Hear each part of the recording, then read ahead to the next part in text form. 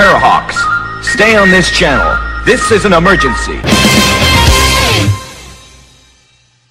Hello, welcome to Back to the 80s, the podcast that travels back through time in a rose-tinted DeLorean. Yes, folks, it's that time of week again where we're going to have a look at a few little soup songs of loveliness from the 1980s, from the confines of the nostalgia TARDIS. Joining me this week, I have two of the regular team, and it's the two that weren't here last week, including Jai, who isn't here this week either. It is, of course, International Women's Day, so I'd like to say a hearty hello to all the ladies out there. I don't think that's the point of Women's Day. I think I've missed the point somewhat. But one of the team this week is our resident lady. It is, of course, Becca. That's sexist. What is? International Women's Day and you're not on your knees. That's not the point of International Women's Day, I think.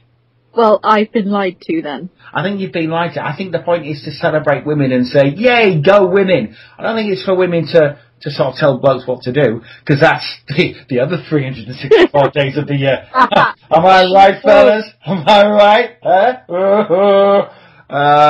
Yeah, so, hello, Becca. Hi. Hello, you have stories, I'm sure. But before you go on with those stories, we shall talk to Mr. Phil, because he is here this week. Hello, sir.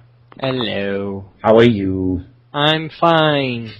Rushed, but fine. Sorry you couldn't be on last week, mate, for the Harold Ramis tribute. We did want Phil to be on, everybody. It's not that I said, no, you can't come on. Yeah, let me just explain that, guys. I was meant to be going out with people from work, because we were celebrating sort of basically the fact that we're all finished, we're graduated, blah, blah, blah, blah, blah. It got to 6 o'clock or so, I think I finished that day, and my throat and my ear were just completely out of it. I came home kind of zonked out. As people probably saw on my Facebook, if you follow me, I did end up just falling into a coma. So although I didn't go out or anything like that, I just don't think I'd have done justice to it. I'll just touch briefly on it, because obviously we need to get the show done and everything, but I found out through a text message, I believe it was, from a friend, and I was sitting in work on my break, and needless to say, I just kind of went, what the fuck, and kind of zoned out for a little while, because like when you hear somebody that was a great influence on you growing up, everybody knows Egon being sort of my favourite Ghostbuster cartoon and live action, it kind of hits you a bit weird, and I listened to the show that Glenn and the guys did last week, and I will admit, and I don't mind handing a man card in this, I did shed a tear or two at certain points, especially when Nicole said that the first person that she thought of whenever she heard the news was me. And even when I'm talking about it now, I'm tearing up a little bit, which is a bit sad, but yeah, gonna miss the guy a lot. Kind of pissed off that they said, oh, Ghostbusters 3 can go ahead, he wasn't important to it anyway. I want to find the person who did that quote and bitch slap him with a brick. Well, to be fair, I don't think they meant it quite in the context that you're thinking. Yeah, it kind of just came off a bit more douchey than it was meant. So they kind of went, oh yeah, we can rewrite the script so that he's not necessarily required. So like we can restructure it. I don't think they meant it really as an insult to Harold. It's another case of the written word not being able to convey the emotion that the spoken word can. Exactly. I don't think they were being douches. They were thinking with their script writing hat on. At the end of the day, it's an industry like any other. Yeah, they're there to make money. They're there to make entertainment. It's not only that, but it's an industry. It's a very fast-paced industry where things change at a moment's notice. They can't let emotion cloud anything they do. Yeah. They have to. And for everybody saying that Ghostbusters 3 can't go ahead now, well, Blues Brothers 2000 went ahead for better or worse without John Belushi, and he was kind of the point of the first film. So, no one's expendable, my friends. No one is expendable. Everybody can be replaced by somebody else, and at this stage, I kind of wish. I know. I kind of maybe wish at this stage they'd just reboot if they want to do it. Reboot with Andy Samberg. Well, yeah, see, I would be happy enough with a new, so that Andy Samberg as Peter, yeah. Or Paul Rudd in there as somebody, because Paul Rudd's awesome. Yeah, so I wouldn't mind that at all, but yeah, so that's why I wasn't here. That's my thoughts on Harold Ramis. I don't want to get too into it, but I'm sure there are other plans afoot for other things. But I do not doubt it for 1 minute. Right. Good. Now that we've got all that out of the way, Becca. Yeah. Now you went to Cardiff last week, for which I as a honorary Welshman, I do apologise, but I like Cardiff. it's not as good as Swansea though. Yeah, I wouldn't want to go to Swansea, Glenn, but I like Cardiff. Oh, it's Swansea. Cardiff's over I've there. been to Swansea. It's horrible. It's all grey. Cardiff's nice. What? It's not nice. I just like it. It's I will got never- interesting industrial things. I will never like Cardiff because it's over there. If you lived in Swansea, you would understand. It's over there. Yeah, so you went to Cardiff for the Comic-Con, and you did stuff. Well, I kind of did stuff. Yeah. Well, I didn't actually get up the courage to go and ask for any autographs and stuff, but unacceptable. I know it is, but I think different people go to different conventions, go to conventions for different reasons, and I really go to meet the cosplayers and have a chat with them and look at all the stalls and just talk to people really. That's cool, but you do realise when we go to London that you will be going, because you'll be standing in line with me, so you have to. Yeah, I know. I do actually really want to meet Terry Farrell because I think that would be really cool. But yeah, I'm kind of a little disturbed though. Why would you be standing looking at people's stool? That's just a bit gross. Well, if they're going to poop in public, then Especially milk, right? Everybody poops. Except Nicole. Except Nicole. Anyway, moving on. Yeah, what did you do, Becca? We did. You can kind of the way Cardiff they structure the booths. You can actually go and kind of almost watch people meet the celebrities and get their autographs and stuff. And we did see Bernard Cribbins gave a hug to a small a 6-year-old boy, I think it was, dressed as Adam West Batman, which was pretty cool. And kind of surreal as well. Yeah. We saw Danny John Jules and Eve Miles. And the guy who played her boyfriend was there. But the most important celebrity who I did actually get a photo of was, of course, the 1966 Batmobile, which they had at the front. Last year they had the Car from Dukes of Hazzard, and this year it was the Batmobile. Cool. Which was it's so shiny. It's ridiculously shiny. It's like the shiniest thing you can imagine, and then times it by 10, and then add red and black piping. I bet it's massive as well. It's huge. It is. I've got a Volkswagen Polo, and it's kind of two of them stuck together with more fins on the back. It's absolutely massive. You weren't allowed to touch it or anything, but you were allowed to just sort of stand and go, "Oh my god, it's so pretty," and take pictures. So I did. I took a picture. Cool. Exciting. There were loads of. I love looking at the cosplayers really more than anything else. And there was this homeless guy in the tunnel before the Motorpoint Arena, and all of these costumed superheroes and supervillains were stopping to give him money, which was really sweet. But I couldn't help but think that the guy would be kind of disturbed and think that, his mind had finally gone over the edge because Catwoman just gave him a $5. It'd be like on any film you see where someone's having a homeless guy's having a drink and something fantastic, and he just throws the bottle away. Just throws the bottle away, yeah. It was like that. Especially at one point there was this guy, he must have been late 50s, early 60s if he was a day. He was quite thin, and he was wearing a skin-tight silver catsuit with at least 5-inch platform heels. I admired that he could balance in those things. And he had kind of this long black hair he'd done up in a mohawk, and he was just wandering around the city centre, towards the convention. And it was just a really British moment because everyone was looking, but nobody wanted to comment. That's Cardiff. Yeah, he was actually really cool. Really nice guy. Was he actually cosplaying as somebody, or was he just a little bit out there? Knowing Cardiff, that's probably just his normal day-to-day clothes. It might just be, yeah. I kind of vaguely recognised it. I wondered if it was something from Hellraiser or something like that, like a background character. But he was pretty cool. There was a guy dressed as Commander Shepard from Mass Effect, and then he had a model of the Normandy on a stick, and he was holding it above his head, and it lit up and everything. He was really cool. Yeah, there were loads of really great cosplayers. There weren't any Captain Americas though, but because I wasn't there. That usually, if you watch the the LFCC ones and ones around that time.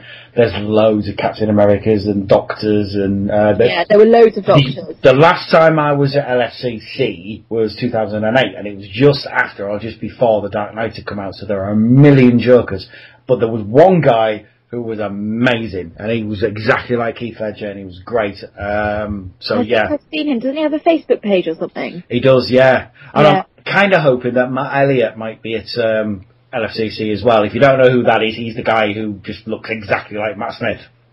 Yes, I have. He's actually on Graham Norton. Yeah, he's on Graham Norton. Yeah, they introduced him, didn't they? And they were like, what's your name? He said, Matt. And David Tennant just sort of, ah! Yeah. And then he said, what's going to happen the day of the Doctor? And they got rid of him. So yeah, what else? Did you buy stuff? I bought loads of stuff because I've been saving for this for a few months because I knew it was coming up. I was kind of hoping maybe to pick up a hot toy that I was missing while I was there, but the people selling them just too much. All the cool stuff wasn't there. They were there last time. I did look for them this time, but they weren't there, so I'm assuming they're saving everything for London. But I got a Captain America necklace, which is his shield. It's huge. It's like 650p pieces, one on top of the other, huge. It's massive. Wow. And I love wearing it to work because it looks just decorative enough to pass off as a necklace, and no one's really noticed yet that I'm just wearing this huge Captain America shield. Nice. Over my work clothes, yeah. I got Robot Masters RM1 Convoy, who's been on my want list for ages. He's just like a tiny Optimus Prime who perfectly transforms into his little truck. He's absolutely gorgeous. A Kubrick Riddler little bear that was apparently San Diego Comic-Con exclusive. I don't know. I really annoyed the guy though because I opened the packet in front of him. That's pretty much what I do. Yeah, I think he was supposed to be MISB, and I was just like, nah, he's coming out because he's so cute. Of course it is. I mean, that's what they're meant to do with toys. Exactly, they're toys. You play with them. You hurt the toys. Yeah, exactly. You hurt the toys. I bought a loose Martha Jones because I needed Martha Jones, and a loose Vashta Narada for way less than he's being currently scalped for on eBay, which is cool. So I've got him to go with my River Song.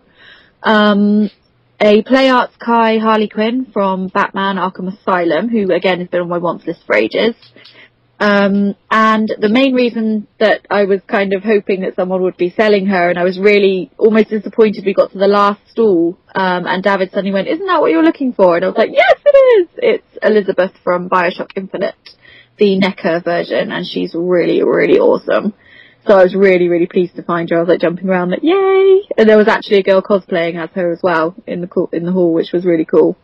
So yeah, it was mainly shoppage for me. I do like some shoppage, but I'll bear that in mind. Yeah, I like the cosplayers. I like to I was wearing my TARDIS hoodie, and several people dressed as the Doctors sort of talked to me because they thought I was cosplaying. I was like, no, I'm just wearing a hoodie. I couldn't cosplay to save my life. But yeah, don't it was ever really say that. Everybody can cosplay. If Phil I can. can't cosplay though, because none of the female characters that I would cosplay as look like me. So what? Look at the photographs on the internet of Comic-Con in America, where you've got fat guys with beards dressed as Wonder Woman. I'm kind of embarrassing. I'm kind of considering cosplaying as something at LFCC. I don't know what yet. I would. Do you know what? I would actually love to cosplay as Jack from BioShock because that's actually quite easy to pull off. Well, just get a jumper and stain Go for it. Go for it. You've got till July. If a 5'7" really skinny Irish guy can dress as Captain America, and look you awesome can be doing whatever you want to and be. you do, yeah, you do look awesome. Although it's not as good as Marty McFly. No. Oh, see, I'm really, really tempted to maybe one of the days at LF or at the Comic-Con, one day as Cap, one day as Marty. You should. You know. See, if I can cosplay at Phil's wedding as Green Lantern, then anything's possible. He's coming in a full costume and everything. Oh yeah. That's brilliant. More on that later. Anything else at kind of Comic-Con? No, I'm afraid I'm quite boring when I bring back con feedback, aren't I? Not really. You bought loads of stuff, and that's what we like to hear. There was one girl. She was brilliant. She was Poison Ivy. and she had a load of real tattoos, and all of the tattoos were kind of female superhero themed. So she had like a Wonder Woman around her ankle and stuff. Cool. But to cosplay as Poison Ivy, she was basically wearing a bikini intertwined with a fake Poison Ivy looking leaves, and you could tell wherever she was in the convention because there was just a line of boys behind her. It was really funny. I don't know if it was you posted photographs. I think you may have, but I have seen photographs of the Comic-Con, so they're like around, and yes, there's this one creepy guy seems to be in the back of a lot of the photographs. That's all about that, guys. But I will admit, you know, like she looked good, and her tattoos looked like, you know, the way sometimes too many tattoos in a woman can look kind of tacky.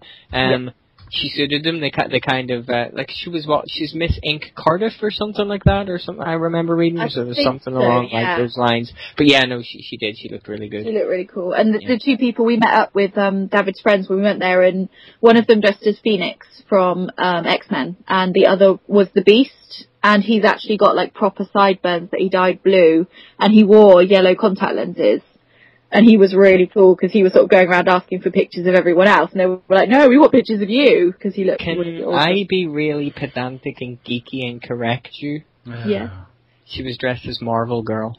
Thank you, Marvel Girl. Oh, yeah. I say you're in this. I think she's in this picture as well. Fan, so yeah, she's in the photo. So I'm just looking at the photo of Poison Ivy Girl. She's pretty cool. Yeah, she's off to one side. There's one guy representing the Sinestro call there. I'm very happy. I saw that as well. Yeah. I'm very happy about this. There were loads of. Last year there was a really cool guy who had dressed up as the creepy doll from Saw, and he was riding a tricycle around the convention. Man, that's cool. That was really cool. And he stayed in character the whole time. Oh, there's a guy who cosplays as Matt Smith who I know there as well. Oh, interesting. Is that the little guy? No, not the little guy. There's a guy in the background of one of these pictures. But yeah, the Marvel girl's there as well. Yeah, that's who we went with. That's Silver. The guy playing Beast was Pete, and they're both very cool people. Ah, cool. Yes. Excellent. And the little guy playing the Doctor, I had a really long conversation with him, and now I've got no idea who he was. Like, damn it. Always the way. Never mind. Excellent. Well, like I said it on Facebook, I'll say it here next. LFCC. Be there or be square, you square. I'm going to cosplay as a square. Yeah, I'll do a circle, and we can pretend to be Sesame Street. Is Nico going? Because she could go as like the number 3 or something like that. Nick's going, but I don't think she's going to get involved, mate.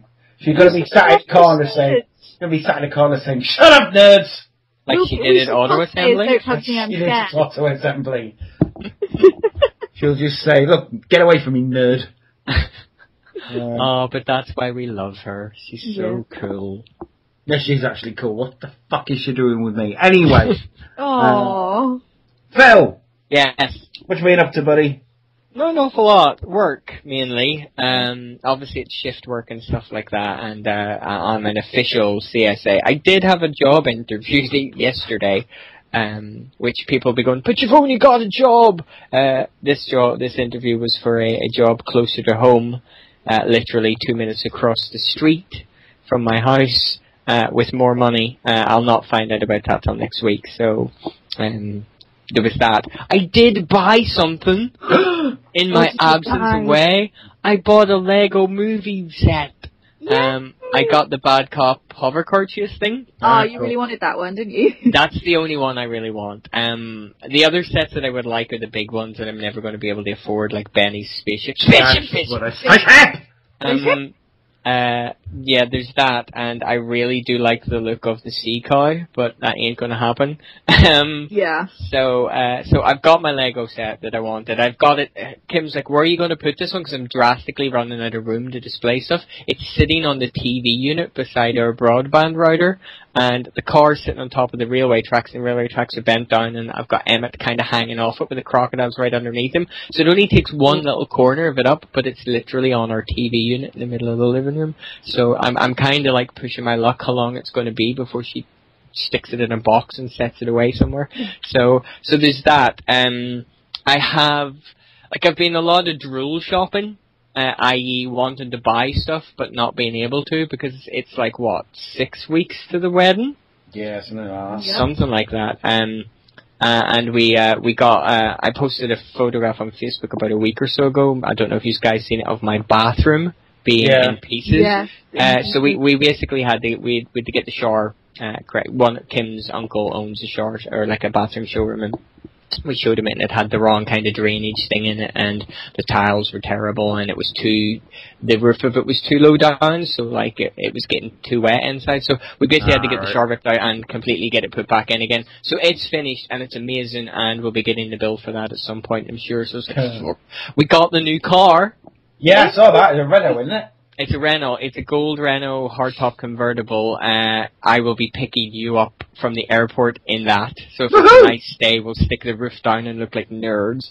I look like a man in the throes of a midlife crisis. Exactly. So I haven't driven it with the roof down yet. Kim has every excuse she can get. Every time there's a dry spell, roof goes down. You know what we should totally do? What? If we see any, so if we pull up and there's a car full of ladies next to it, we go, ladies.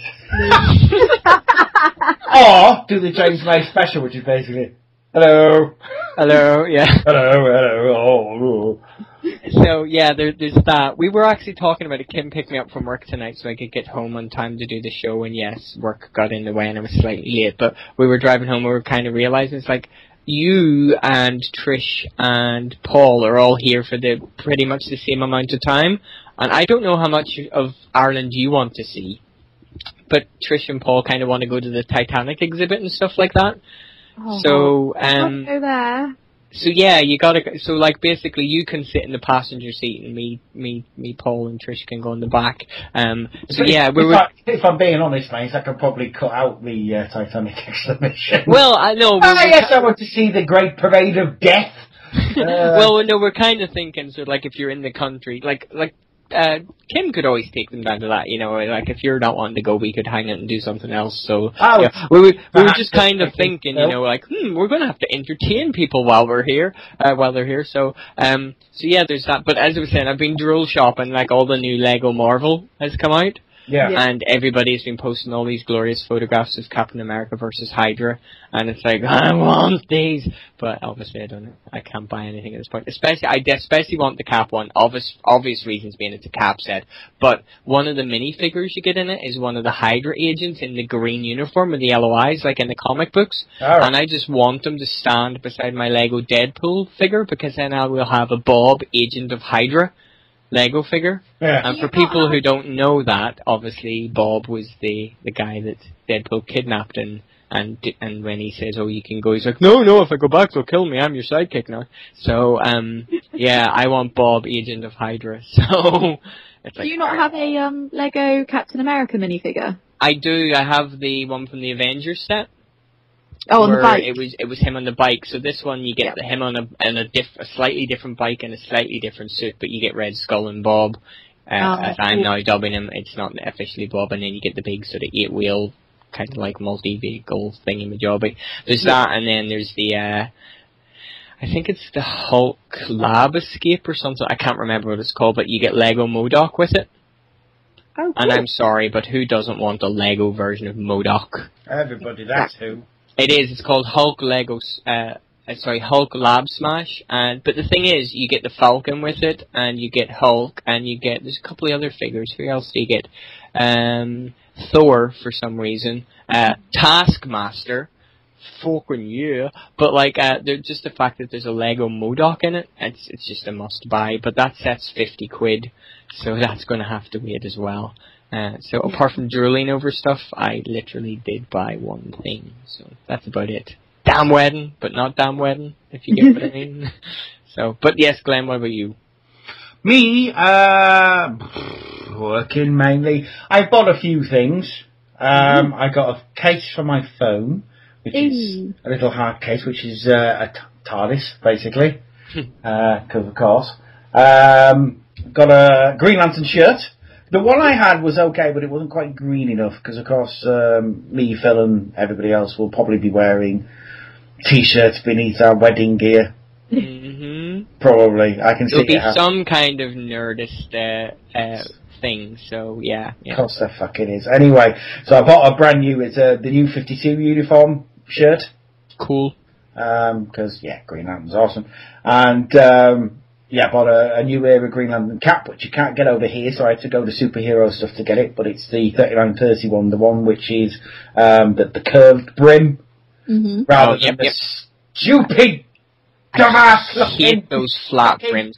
But the problem is you can't crack the rim like it used to be. You can't do it because the whole design of the hat is such as it's like that Justin Bieber style, so it's really high off the head, makes you look a dick, right? Everyone who wears those looks like a dick. If the nicest person on the planet put one on, he would automatically become a dick. You look like a dick. You look like a cockend, frankly. So, you're listening, people. Who, if you do wear one of those, you look like a bell end.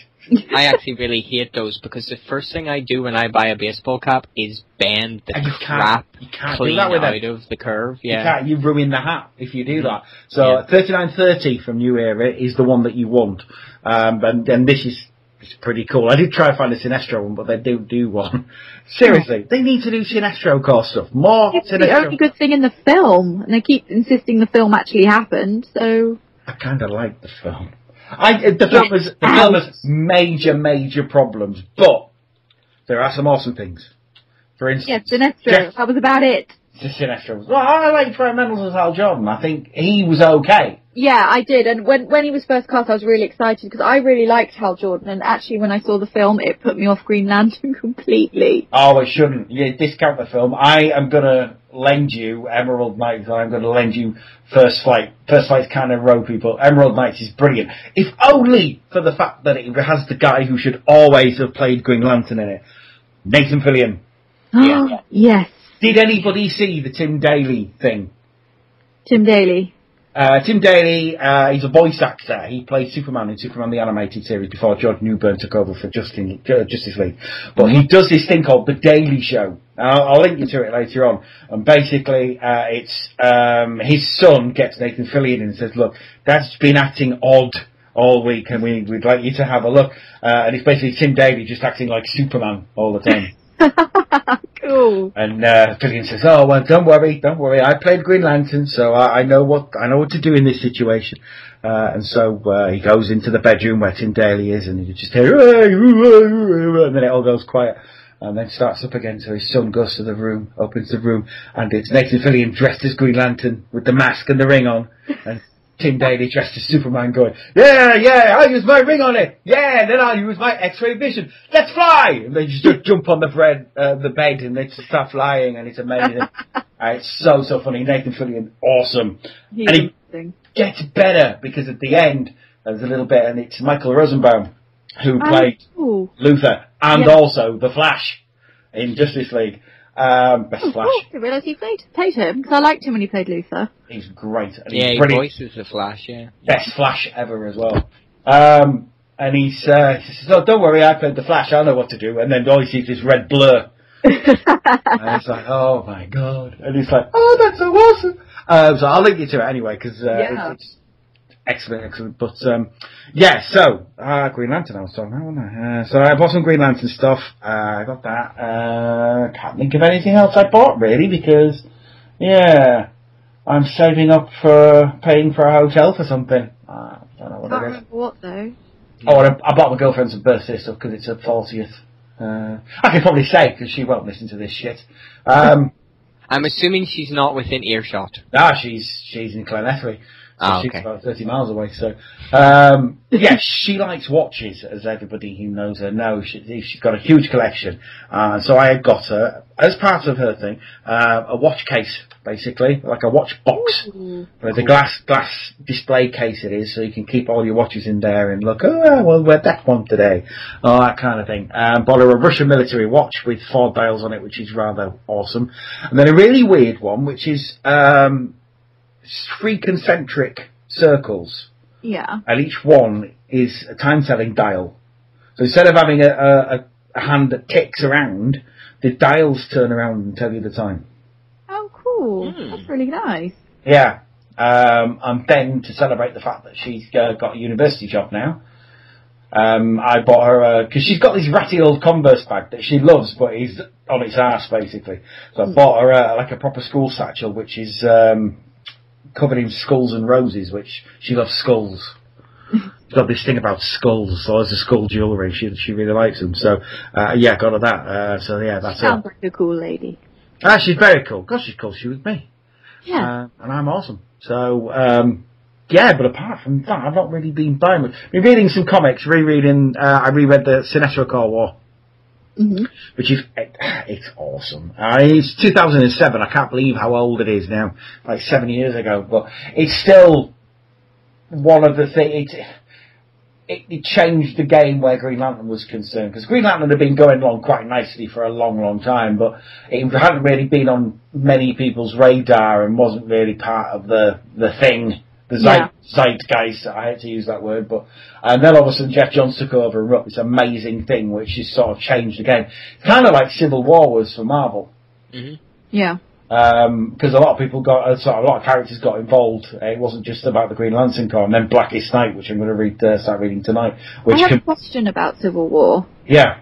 I don't know a lot about Marvel Comics. I'm still trying to get into them. As a newbie, could I read Civil War, or would I have no idea what's going on? You could easily read it, yeah. Excellent. It's like Blackest Night was. It was like a jumping point. You didn't really need to know what had gone on before, because it sort of just went, there, boom, there you go. Yeah, I tried to read Blackest Night, and I had no idea what was going on. And I'd been following DC for quite a while. Yeah. And then I dropped out, and then I came back into Blackest Night, and I was like, who the fuck are all these people? All you need to know is that loads of people died. Yeah, yeah. Okay. With Civil War, all you need to know is that the majority of these people that are fighting each other are actually superheroes. Yeah. Right. And it's hero versus hero for... Because, like, the core premise is Captain America, the man who fights for all that is right and good in America, thinks that the fact that as a superhero you have to register as a government, superhero, you have to go on a register. It's kind of like the X-Men. Yeah. Okay. So it's basically like, or Watchmen. It's kind of like Cap suddenly goes, wait, no, what the government is doing is wrong. Yeah. And it ultimately is a Cap versus Iron Man story at the center of it all, because Tony is the one that wants this to go ahead. It's really good if you haven't read it. And if you haven't read that and you like it and you do enjoy it, read Secret Invasion. So good. It's one of my favorite things. Clearly that, go right back and read Secret Wars, because that was awesome. Oh yeah, because Secret Wars is, but then again, Secret Wars is what, late 70s, early 80s. 80s, That's my kind of era for comics. Yeah. Secret Wars is when Spider-Man gets his black costume for the first time. Ooh. So yeah, read Secret Wars. I mean, I also acquired all the Avengers comics from 1963 to 2012 as well. So if anybody wants to talk to me about that, I'll see if I can get some discs and do some burning and stuff. Because it's all of what, literally I've been reading the ones from the early 60s and the film The Avengers, it's this massive great big plan to get them all together. Yeah. Nick Fury says, it's an initiative and we need them, and they fight this big bad, literally in the comics, and I shit you not, Loki just turns up, doesn't he? Loki starts a bit of trouble, and they all start fighting him, and then I think it's Iron Man just said, we should get together. And Thor says, alright then. And that's it. I've got an Origins, a special Origins comic, and I was reading it, and I was just expecting drama and something. No. Oh, right. Loki just shows up. To be fair, this is the early 60s, so drama wasn't really, they didn't really know how to do drama. The same with the Fantastic Four. They literally, it all starts within 5 seconds, or start 5 panels. It's literally 4 panels going, oh look, we were in space, we've been hit by radiation, there's Doctor Doom. There's Doctor Doom. Ben Grimm saying, I want to punch you out. Also, just while I'm on the subject of Benjamin Grimm, Billy Elliot is not fucking Ben Grimm, alright? Yeah, I know. What's wrong with people? You have The Rock. You have The Rock. And I'm not even going to get into the Human Torch thing, because I'm going to be like, you're racist. And I've come to terms with it, right? But I'm not expecting a good movie, but basically because Billy Elliot is Ben Grimm. I don't have high hopes for this, but I could be surprised, and if I go in surprised, I'll go in surprised. I instantly dislike it because they're ruining my favourite Marvel team.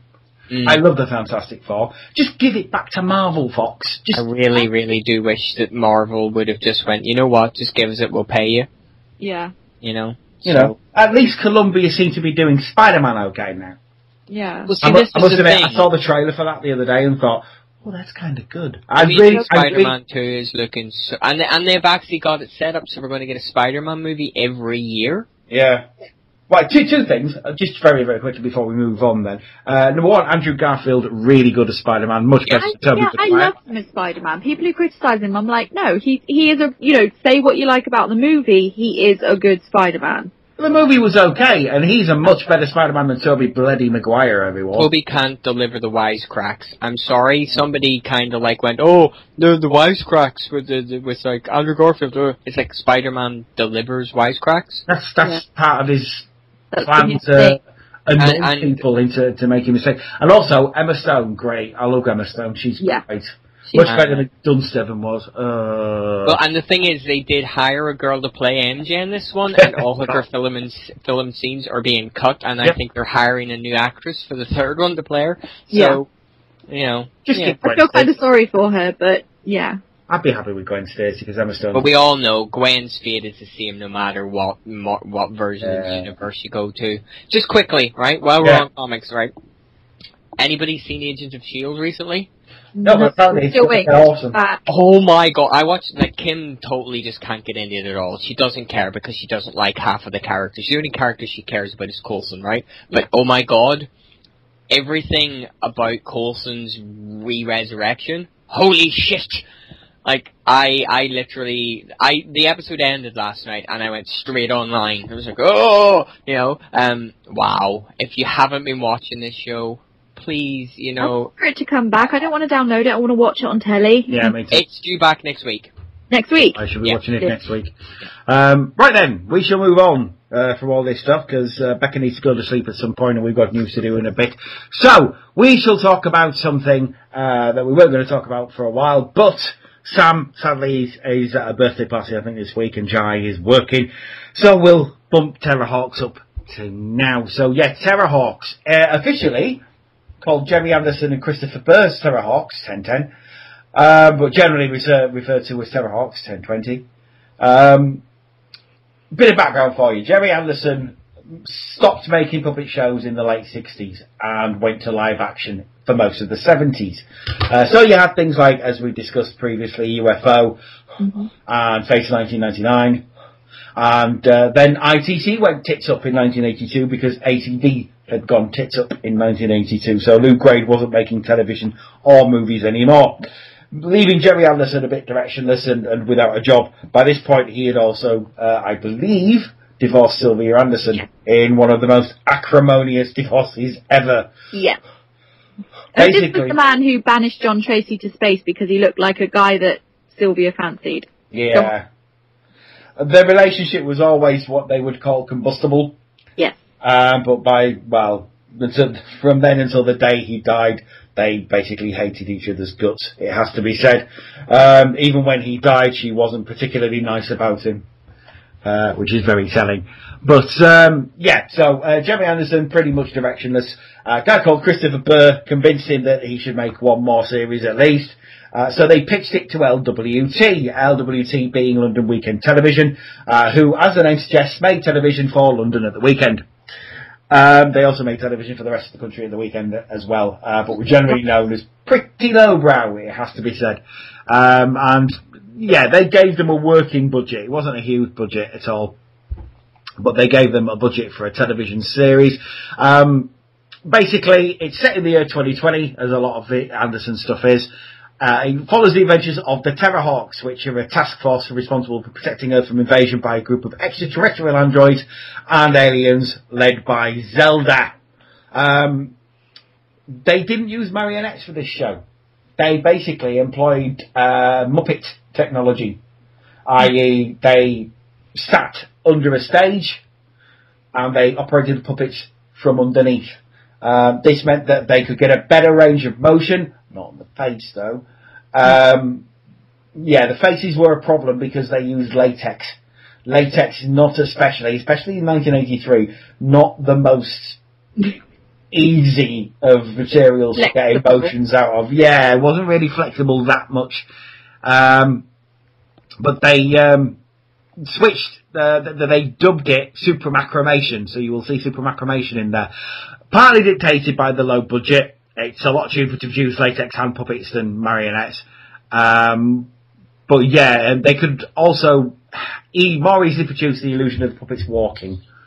So, which, like I say, gave them a better range of movement. Now, the series is set in the year 2020, when you've got the usual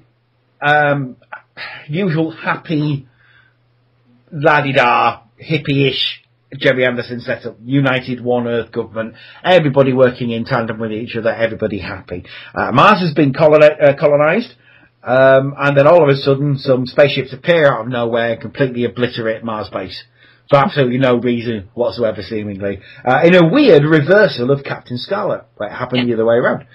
The spaceships form into one spider-like ship, and the alien menace known as Zelda starts, well, menacing the Earth. Comes out in the very first episode where Zelda comes from. Now, little kids, so adults you ask who were little kids back then, will often say that Zelda and that lot were Martians. They weren't. They just landed on Mars and used that to menace the Earth week on week. It's kind of a sort of a Japanese setup. Japanese television. If you watch Kamen Rider, Super Sentai. A lot Super Sentai. You know, you've got, I was just going to say Rita Repulsa, basically. Yeah. That's who Zelda is, essentially, is Rita Repulsa. Literally, because week after week, she would send monsters to menace the Terrahawks. The basic setup of Zelda is that they are all androids. They were born on the planet Guk. There's actually a Terrahawks timeline on the Terrahawks website. It says that 1834 onwards, on the planet Guk, an android is created to serve as a bodyguard for Prince Zigar. The prince insisted that his androids be the best available, and to this end authorised modifications to the Zelda bodyguard. As chance would have it, Zelda ended up becoming self-aware. Her first act was to gain control of the planet Guk and to rid herself of her humanoid oppressors. Didn't stop there, though. Zelda sought to rid the galaxy of humanoids, and in doing so stumbled across Earth. So basically, again, another thing that kids who are adults now would say is that Zelda, Youngstar, Psystar, her cohorts, were cyborgs. They weren't. They're essentially Terminators, if anything. Yeah, true, yeah. They're an endoskeleton covered with a flesh material. And like I say, all this is actually explained in the very first episode, Expect the Unexpected. So the basic setup is she's gone around the galaxy collecting up all these aliens that hate humans, and Earth is next in her sights just to rid the galaxy of what she deems the evil humanoids. And that's pretty much Terrahawks, really. The setup really didn't change. The only thing that changed was the tone of the show. It started off, Zelda was quite a nasty piece of work in the first sort of 4 or 5 episodes. Really, really nasty. Didn't hesitate in killing anybody. Would quite happily just obliterate the nearest things to her. Quite happily willing to sacrifice Youngstar, her nephew, and Psystar, her sister. And just not a very nice piece of work at all. By the end, comic relief. Yeah. Effectively. I'm not even lying. They do an episode which is basically Cold Slither from G.I. Joe, where they're taking over people's minds with Kate Caswell singing. And they have Zelda releases a pop record to hypnotise Earth, basically. They loads of Jerry Anderson ones do that, because they did it in Stingray with a guy who was obviously a riff of the Beatles, and they also did it in the Cham Cham in Thunderbirds. Yep. And Jerry Anderson didn't like pop music, did he? No, not really. He hated the kids, basically. But yeah, so that's the basic setup, and like I say, Zelda and Psystar and Youngstar became the comic relief. The weirdest character, well, I mean, I'll go through the basic characters. You've got, on the Terrahawk side, you've got Dr. Tiger Einstein. He was the result of an American military cloning project. His father was Professor Stein, an Austrian scientist who later settled in America. At the age of 41, Professor Stein donated some of his own genetic material to the Texas-based cloning project. 9 Stein clones. 9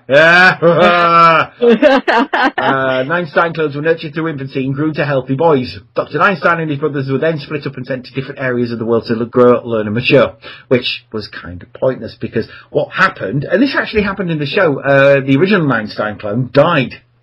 He was actually killed. And another Einstein clone was invited to Battlehawk, which is the main ship that the Terrahawks use. And his brain was wiped and Einstein's memories and that were basically downloaded into it. So what was the point of having him mature? There's absolutely no point to that happening. Einstein, bit of a douche. Throughout the whole show, the guy isn't very nice.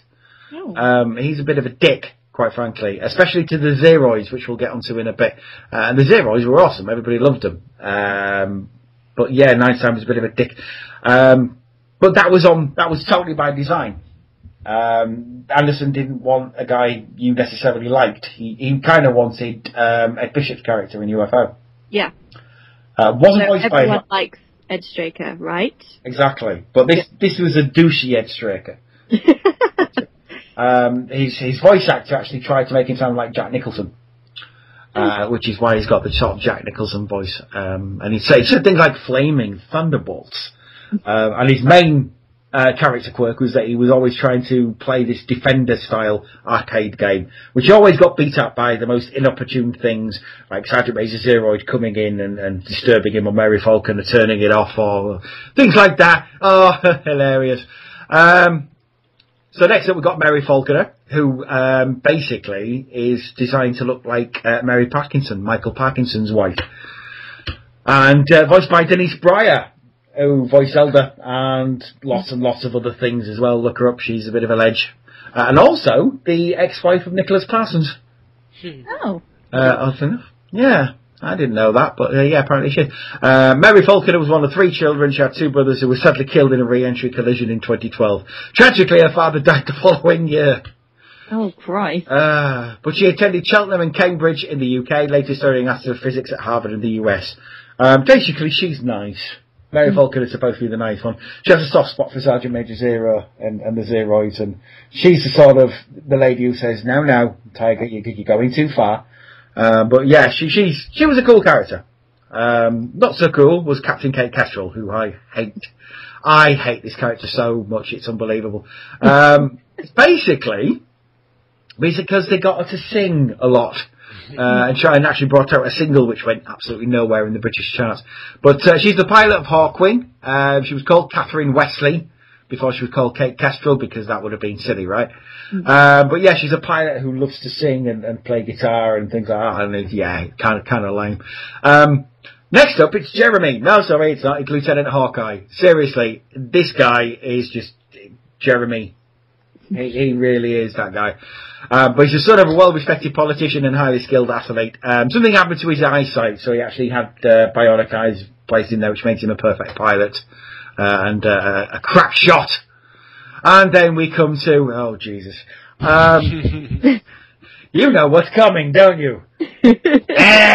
Exactly. Possibly the most unfortunate character ever. And not just because he said exactly and rolled his R's and L's a lot. Lieutenant Hero.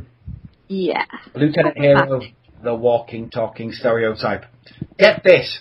He was abandoned on Mount Fuji in Japan, and he was taken in by elders of the Temple of Knowledge.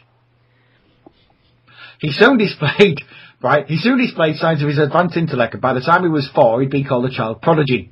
At 10, he'd been awarded degrees in maths and science. Well, of course, he's Asian, right? That's what they're good at. Oh, God. At 14, he discovered automolecular reconstruction, and later he joined the Terrahawks.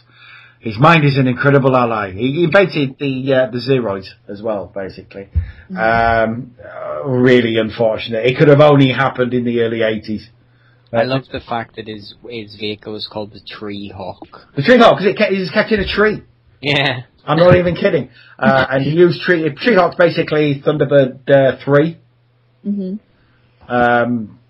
Yeah, it's basically Thunderbird 3. So you had different vehicles. You had the Terrahawk, which is the little tiny bird thing that sat atop the Battlehawk, which was the big massive one. So Terrahawk Thunderbird 1, Battlehawk Thunderbird 2, Treehawk Thunderbird 3, Spacehawk Thunderbird 5, and Hawkwing, I guess, would be Thunderbird 4, maybe? I don't know. Maybe a bit of Thunderbird 1 in there as well. Basically, Jerry Anderson, yet again, he's completely given up on any kind of imagination at this point. And yeah, you can call them Hawk, whatever.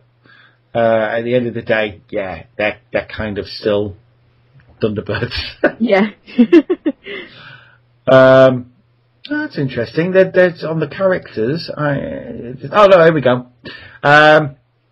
The invaders, obviously, we said Zelda, Young Star, Star. There we go. They also had the cubes, which were the cube version of Zeroids. Quite how that worked, I don't know. But the cubes would often sit around laughing, shooting at things, making big force fields. They didn't really do much, apart from at the end with the famous Snorts and Crosses end credit thing. Check it out on YouTube. It's pretty cool. Done by the same guys who did the computery bits for Hitchhiker's Guide to the Galaxy, you know. Oh, really? Rod Lord. Yeah, and all that lot. Oh. Done by the same guys. Again, they looked like computer, but obviously it wasn't. It was just animation. Yeah. But there you had the Zeroids. The most famous of which, Sergeant Major Zero. Voiced by Windsor Davis, because he had already voiced a Sergeant Major character in Her Hot Mum. And it's basically the same character, but a bit nicer. The Japanese went batshit crazy for the Zeroids. They really went crazy for the Zeroids. And I must admit, I do like Sergeant Major Zero. He is my favourite. Purely because I like Windsor Davis' voice. But he was always, he suffered from data syndrome. He was always striving to be human. Which one was Windsor Davis in an 8.5 Hot Mum? Sergeant Major. He was the one with the tash. Yes. Moustache. Yeah. Right. So he was also in... I saw that. Never was in there for the twin as well, yeah. Oliver Smallbridge. He was the one who wasn't going... Silent Peter. I love Never the Twin. It really is shit. It's such a good show. It's amazing. No, it's really shit. good. It's shit. Yeah, but I saw... it's great as in... from a nostalgia point of view, but if you were to show it to a 10-year-old now, they'd be like, what the fuck? It's awful. It's like Fresh Fields. It's so bad. But I have to watch it because it's Anton Rogers and therefore amazing. But yeah, Zero was pretty cool. Then you had Space Sergeant 101. He would talk like this. Kind of like a very, very gay Lloyd Grossman. Space Sergeant 101. Quite why they decided to make him a little bit gay, I do not know. Yeah. But there you go. He was, he stayed on Space Hawk and basically ran the show, because Hero, quite frankly, couldn't be trusted. Because he's a walking, talking stereotype. So Space Sergeant 101, commanded the 100 Zeros that, were basically built into Space Hawk and patrolled Earth's borders and would, fire on anything that came anywhere near. Number 13.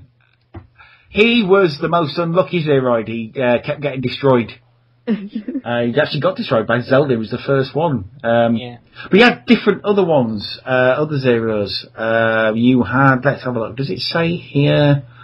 Not really. But it had different ones. The most famous one being Dick Schwitt, who was 18 and was French for no reason other than the fact that he was French. Because he was French, he had a handlebar moustache, right? I'm not even kidding. I think the Zeroids were the best thing about this show. Yeah. I like the Zeroids. No, I mean, there were some good characters, but they had some really good villains as well, because not, like I say, it was very much a villain of the week show. Yeah. So you had people like SRAM, which is Mars backwards people, who was a reptilian beast with a devastating roar, whose blood was toxic to humans. He was pretty cool. He appeared in Thunder or Thunderpath, and he played it against Sam. Oh God, watch this. What have you given? Yeah, Dick Schwitt. Yeah, there we go.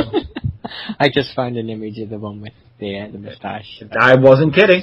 You had the Spirilla, who was a savagely powerful beast that Zelda controls with his signalling device. He was a 7 foot tall, metal-eating space gorilla. See, Spirilla. You had Moid, the Master of Infinite Disguise. He was a skeleton-like alien with no facial features of his own, and had a thing for Kit Kestrel, and ended up not being such a bad guy, really. He was sort of a tragic character. He seemed to regret his life of crime, and Zelda had something on him.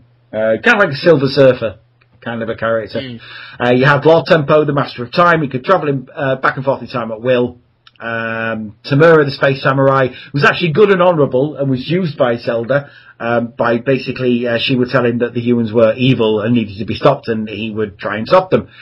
The Krell, who was a hairy creature with an eye socket that could fire a laser beam powerful enough to shoot down objects in orbit. You had Captain Goat, who was a space buccaneer who captained a pirate radio ship. I'm not even kidding. Like you do.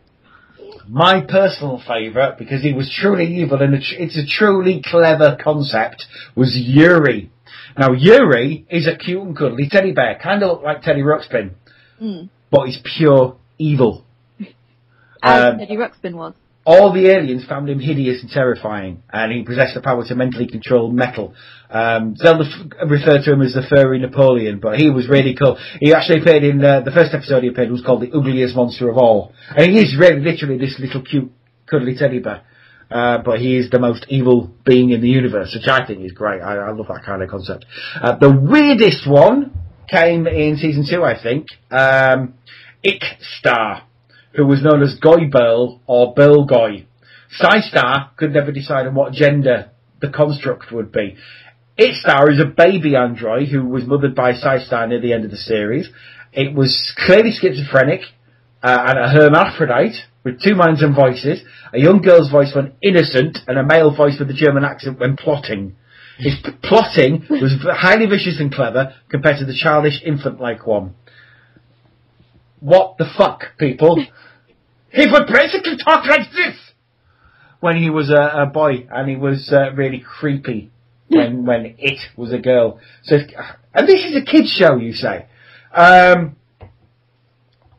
reason Terrahawks didn't work, moreover than anything, you can blame the budget, you can blame the fact that it is pretty much a Thunderbirds clone.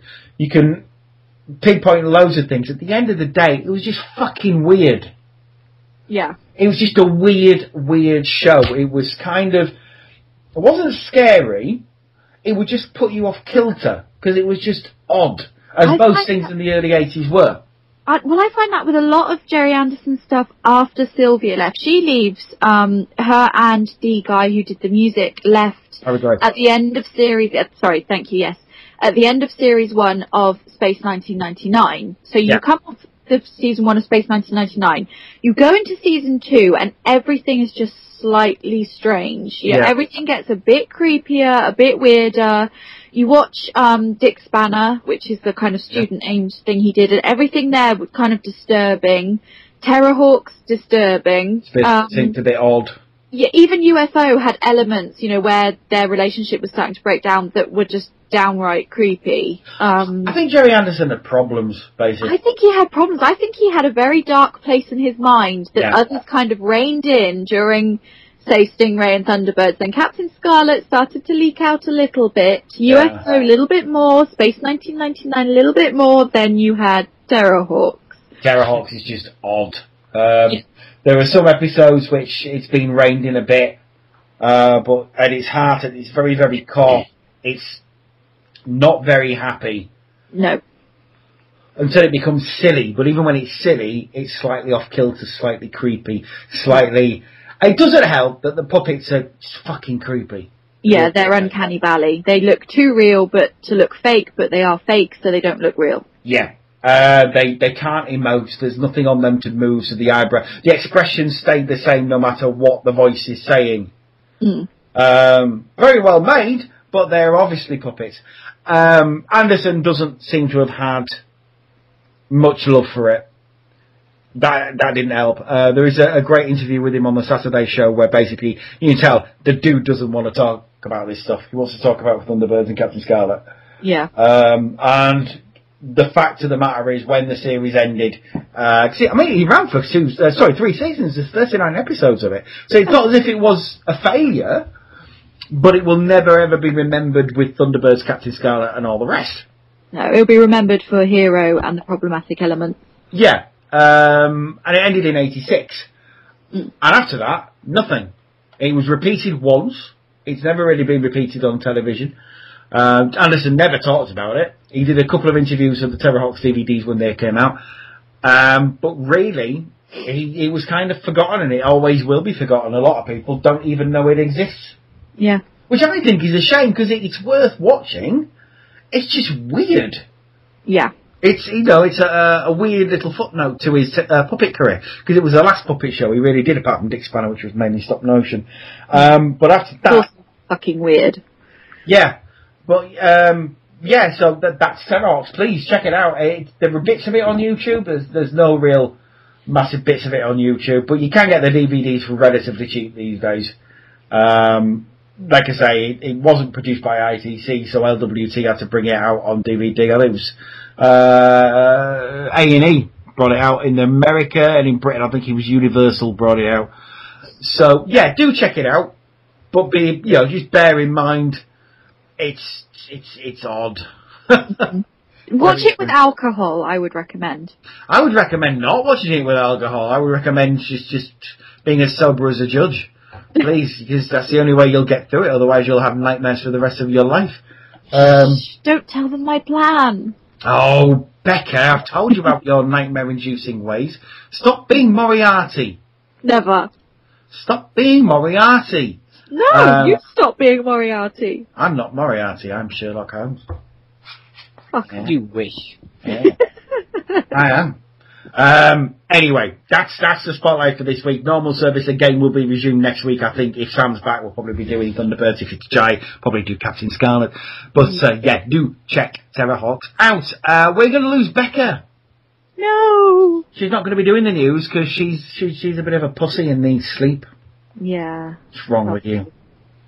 Yay for having weekends off. Yeah, we don't have to work weekends. Loser. No. I don't work weekends. I thought Yeah, you but worked. you have alternate stuff that you have. Yeah, I have chores at weekends. That's what makes it difficult. I actually get up earlier at the weekend than I do during the week. Lame. I know. You're lame. I know. You'll be back next week though, right? I will be back next week. There we go. Okay, well, we should say goodbye to Becca. Bye, Becca. Bye, Becca. Bye. And then we shall have some adverts, and then me and Phil will do the news, because we've got a little bit of Transformers news to be talking about. I'd imagine we'd have a little bit of Turtles to talk about, but I can't imagine we'll have much news, to be absolutely fair and honest with you. But yeah, the adverts this week are from Anglia, which is a region we don't really cover much on this show, but it's nice to see them. From the 3rd of March 1987. We shall be back in roughly about 2 to 3 minutes. Bye-bye, Becca. Bye-bye. Bye-bye, everybody. See you in a couple of minutes. See ya. Show will be right back after these messages. When you bake with certain cheaper flours, you may find the results a little on the heavy side. I wanna get physical. Let's get into physical. So when it's lightness you're after, people who really care about their baking only use McDougal's. Let's get physical, physical. I wanna get physical. McDougal's. It'll bring your baking on in leaps and bounds. It's ready, get steady, come and get it. Bachelor savory rice. Packed with exotic ingredients, Bachelor's Special Fried Savory Rice is irresistible. Now you've said it, they'll come and get it. They won't be calling twice. Steak? On Monday? Is it your birthday? No. Is it the dog's birthday? No. Is it my birthday? No. Prize steak. A remarkable idea from the Bird's Eye Steakhouse. Big, meaty and made with pure beef, you could easily mistake it for steak. Your sister's found a husband. No. Well, how come we're having steak? We're not. Prize steak from the Bird's Eye Steakhouse. Will you mistake it for steak? Now I'm on my way, and I hope things turn out fine. Still a lot to be learned, but I know I can turn to those people who are there all the time. With my friends on my take it all in my stride, 'cause my friend's on my side today. Don't care if it's cloudy or bright, you're out there, and I'll be alright.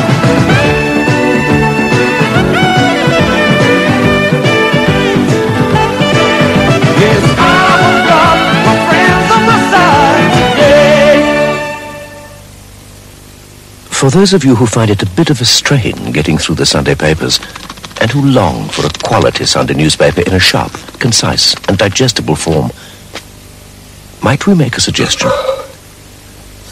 Cut through the paperwork this weekend with the Sunday Telegraph.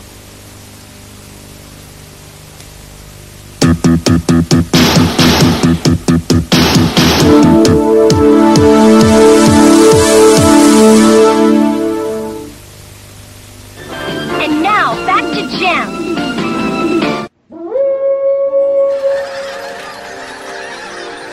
News team, assemble!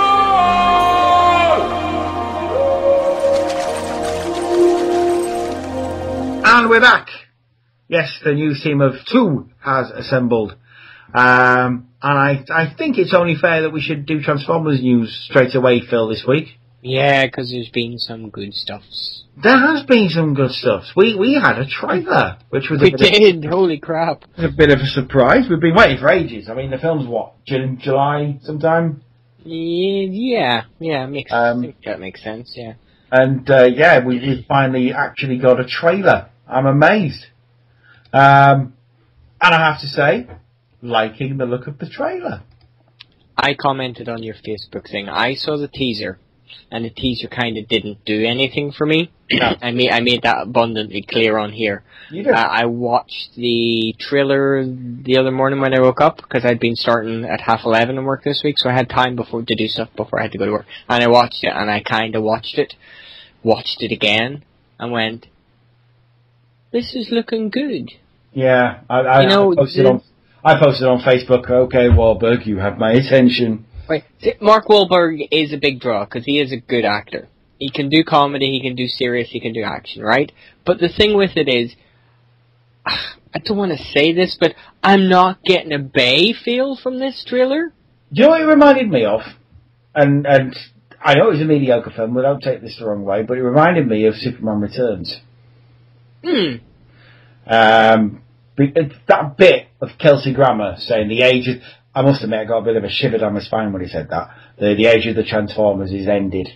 Yeah. It's like, woohoo, that's good. And then Stanley Tucci saying, we don't need you anymore. And then as soon as he says that, all the big spaceships come out of the sky and Galvatron and Lockdown come out of the spaceship. And it's like, yeah. Well, see, this is the thing, right, okay? The acting chops in this one far better. Far outweigh any of it in the original. Like who from the original movies, the original trilogy, can you say was a great actor? Kevin Dunn. That's the only one. Yeah. Malkovich was terrible. Malkovich was terrible. Okay, the Turturro was okay. Just Amal that played Lennox did okay with what he was given, but he's not a great actor. He was far better in Las Vegas, the TV show Las Vegas. Yeah. Turturro was good, but Turturro is always good.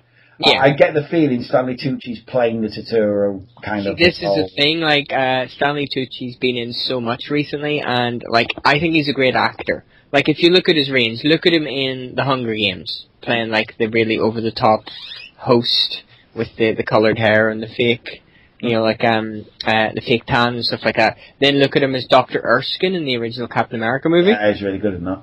You know, like, that, like, I liked his character that much that I have his quote engraved on a knife in my kitchen. You know? It's, so, you know, I am very, very amped. I've actually got it running in the background with the volume down, just watching imagery as we're talking about it here, and it's looking pretty sweet, to be frankly honest. Okay, well, I mean, the good things I thought about it was Wahlberg's playing what I hoped he'd be playing, that sort of everyman role that he does so well. Yeah, he's a grease monkey who's trying to keep his family alive. He's trying to put his daughter through college. Yeah. Optimus Prime, yeah, that truck is Optimus Prime hiding out like we said it was, and it's Optimus Prime from the 80s, which is pretty cool. I'm easily pleased. So you've got that, you've got the agents coming, you've got smacking his daughter in the face or whatever, and then Optimus Prime bursting from the shed to save them. I'm assuming that's what happens. One of the little scenes that you skipped over that was probably my favourite part of the trailer, apart from a bit we'll get to at the end, the bit where Mark Wahlberg thinks this isn't real steel. I think we found a transformer. Yeah. It's just like the fact that they're calling them Transformers, and it's just like, and he's like so giddy about the fact that he thinks he's found one. Yeah. It's just like, oh yeah, that's pretty cool. You've also got the scene with Kelsey Grammer where he says the age of the Transformers has ended. That was pretty cool. I have a feeling he's going to be some sort of government agent or something, or government guy. Well, was there not talk about the reverse technology storyline about something them trying like to make Transformers, which kind of there's a bit with Bumblebee in a red Transformer. He transforms and looks at it. Yeah. I don't think that's an actual Transformer. No. I think that's a human-built one, because people are going, oh, look, Dino's back! No, this is a soft reboot, people. Yeah. This is what they call a soft reboot for sure. So it looks like they've either hunted the Transformers down or thought that they destroyed them, and that's when Galvatron comes. So it isn't Megatron. It's not a redone Megatron, it would seem. He's a Decepticon from across the way. And then it's just action, gunface, lockdown. And then there's, before we get to the big bit at the end, there is the 1986 element to it. How do you mean? Just get rid of the old cast and... The scene with Ratchet. Oh yeah, just offing the old cast. Oh, and that's literally like about 3 seconds flashing in and out. If that scene is preyed upon any longer than that, ow, poor Ratchet. You know, so, yeah, but then again, it is, as you said, it's a soft reboot. We need to get rid of characters, so... Yeah, they're basically, apart from Optimus and Bumblebee, it's going to be a brand new cast. Mm-hmm. I have a feeling that will be the opening of the movie. That's them hunting them down. It will be the hunting down of all of the Autobots. You'll probably see the likes of the Wreckers getting destroyed. Dino, whoever else survived, you know, like... I'd be really sad to see Sideswipe go. I will, but they need to clear house. They need to. Exactly. You know, because we've got Drift in that awesome samurai mode. So, and then obviously we've got the I can't even remember what he's called now. And which one do you mean? The green Corvette. Oh, Crosshairs. Crosshairs, yeah. So like, we're getting sort of potentially cooler characters if they get to I shine. think so. Ones that actually have faces. And as we'll see later on, cooler bodies, frankly. And then we get to the end where basically Optimus Prime punches out Grimlock. Now, a lot of people don't like that. I think he looks cool. Right, he hits him with the shield, right? Yeah. Okay, so either the shield has something greater than, you know, than it is. Maybe the sword and shield he had. They could just be normal things, right? But a lot of people I know are going like, how does he bitch slap Grimlock so much? Grimlock is in a frenzied rampage run. Yeah, he's just running, so he's using his own momentum. You hit him at the right time, boom, he's off balance. He is going to die. Not being funny, it's Optimus Prime. He's supposed to be strong. Mm-hmm. He's going to know how to take a bitch down, and you know, I have no problem with it. I think it looks cool, the fact that, you know, he can take down Grimlock, and I'm guessing, I don't know, I wouldn't like to speculate. You know what, I am actually sick of people trying to, but this happens and that happens. You know what, mate, watch the fucking film when it comes out, and you will find out how it happened. Don't stop speculating. I'm guessing Grimlock just runs at him, he punches him out, like we saw in the film. We'll get the context later on. As an image, as a trailer, it's a damn good trailer. Yeah. It's made me want to watch the film. That's what I'm saying. Like, when you watch the trailers for the first movies, you kind of got a feel for them. But they're just, the feel from this trailer is just, it's positive. And as I say, I don't get a Bay vibe from it, and that's probably a bad thing to say because it is a Bay movie. But you know, we know Michael Bay can make decent movies. We know he can. I've said it before, I'll say it again. If he can make essentially The Rock with Transformers, I'll be a happy man. And he's got the right guy to do it. He's got Mark Wahlberg in there. If anyone can make me care about, number one, the humans, and number two, make me care about someone as the Transformers. I get the feeling that the humans are literally, they're not going to be integral to the plot, which was the failing of the 3 Transformers movies that went before. Humans were integral to the plot. If they can be involved but not be part of the plot, I'll be happy. Like, I get the feeling that Mark Wahlberg and blah blah and his family and whatever they're called, I think they're just caught up in the middle of it and just trying to survive. If they can do what essentially the Godzilla trailer told me they're going to do, which is Bryan Cranston crying a lot and wishing that Godzilla would go away. Oh, that looks good, by the way. I didn't even know Bryan Cranston was in that. I didn't. And I saw that and I voice. Yeah, I saw that and I immediately went, ooh. Because the guy, take away Breaking Bad, okay? Me and Kim have started watching Breaking Bad. We're in season 2. Take away Breaking Bad. The guy is still an amazing actor. He was brilliant in Malcolm in the Middle, and I'm not even a fan of that show. I found it quite tedious at times, but anytime Hal was on screen, you couldn't help but watch. The guy is amazing. But yeah, and Wahlberg's the same sort of thing. I will watch literally anything with Mark Wahlberg in it, even The Happening, which is a ridiculous film. And then they're doing Ted 2, and he's in that, and I know that's probably going to be a car crash, but I don't care because he's in it. Speaking of which, have you seen the trailer for McFarlane's new film? I haven't Mr. Die in the West? Oh, dude, it looks amazing. And Liam Neeson's in it as well, so that's even better. I fucking love Liam Neeson. Anyway, Transformers 4 trailer, just to sort of back that one up and sort of put it to bed. It's done its job. I'm interested in the film. It looks a lot better than the 3 that went before, because it doesn't look to be a sort of teen movie. Actually, it looks to be a movie about Transformers. Mm-hmm. Now, I've been fooled before, so it could be that isn't the case, but I get the feeling lessons have been learned. What I take from this is, right, Mark Wahlberg buys a truck, it turns out to be a Transformer.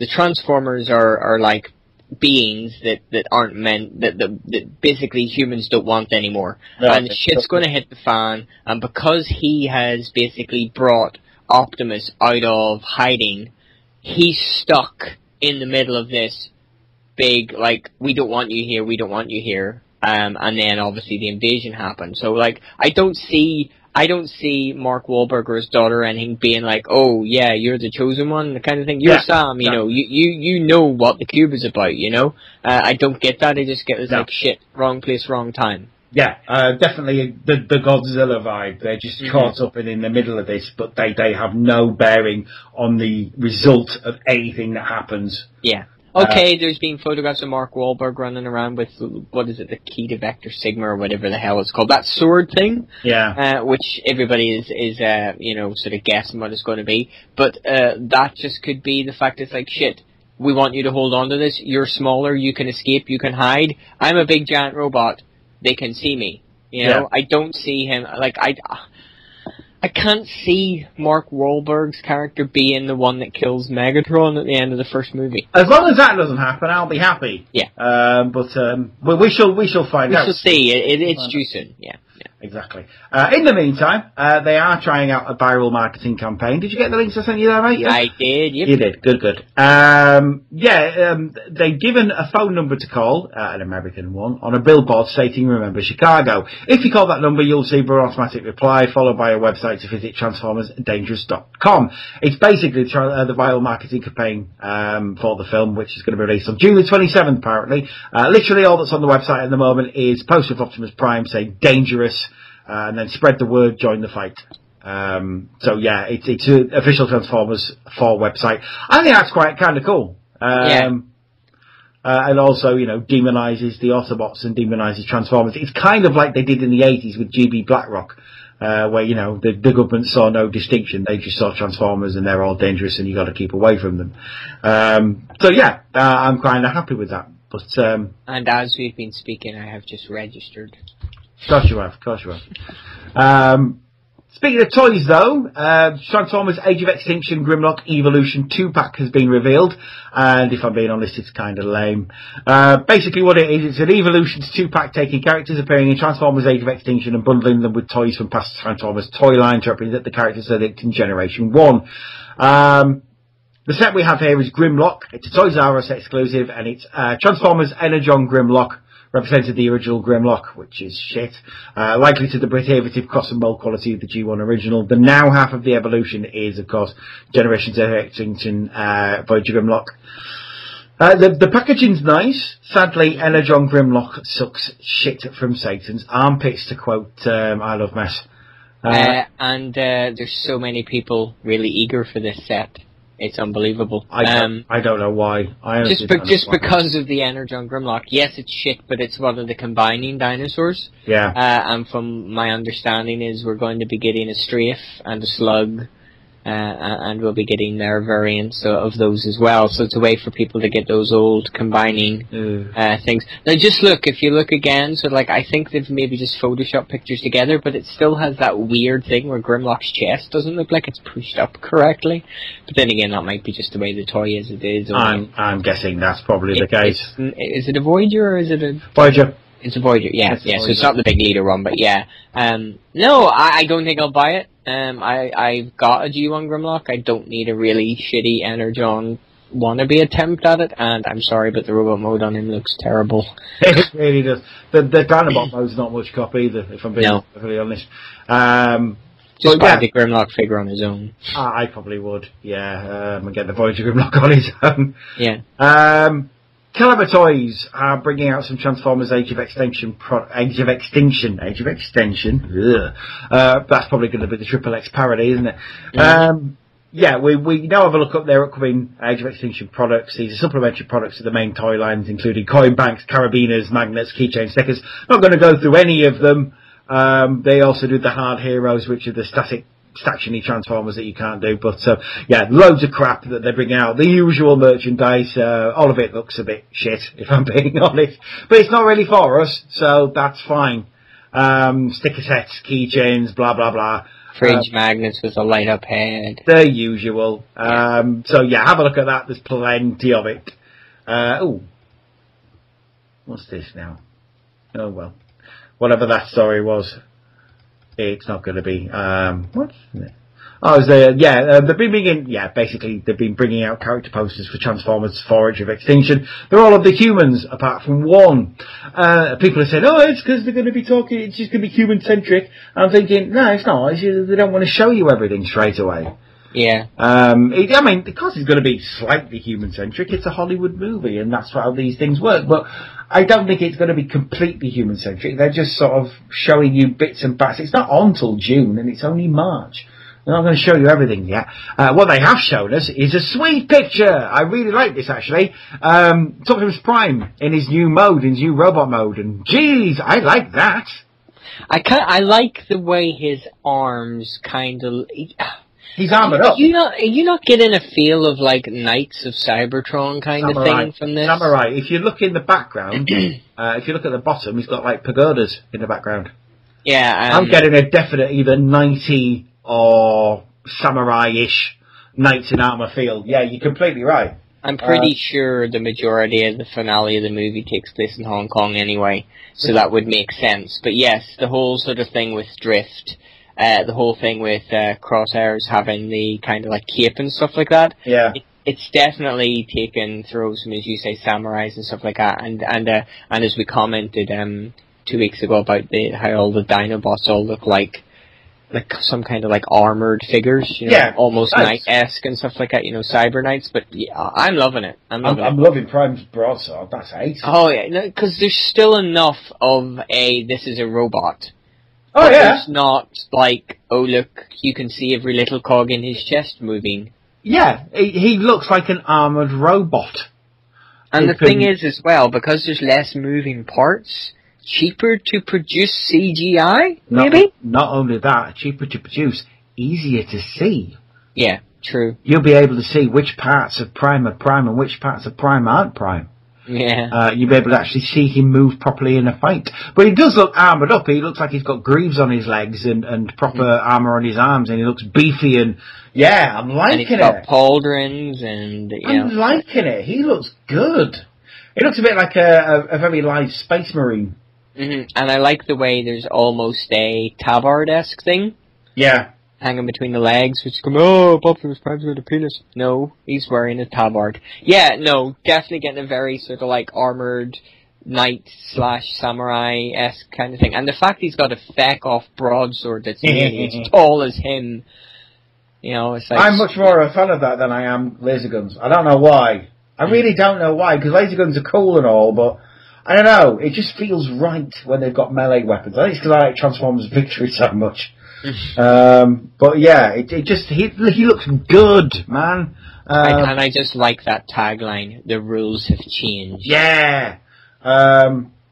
I'm getting a good vibe of this. I really want to like it, but we shall see in June.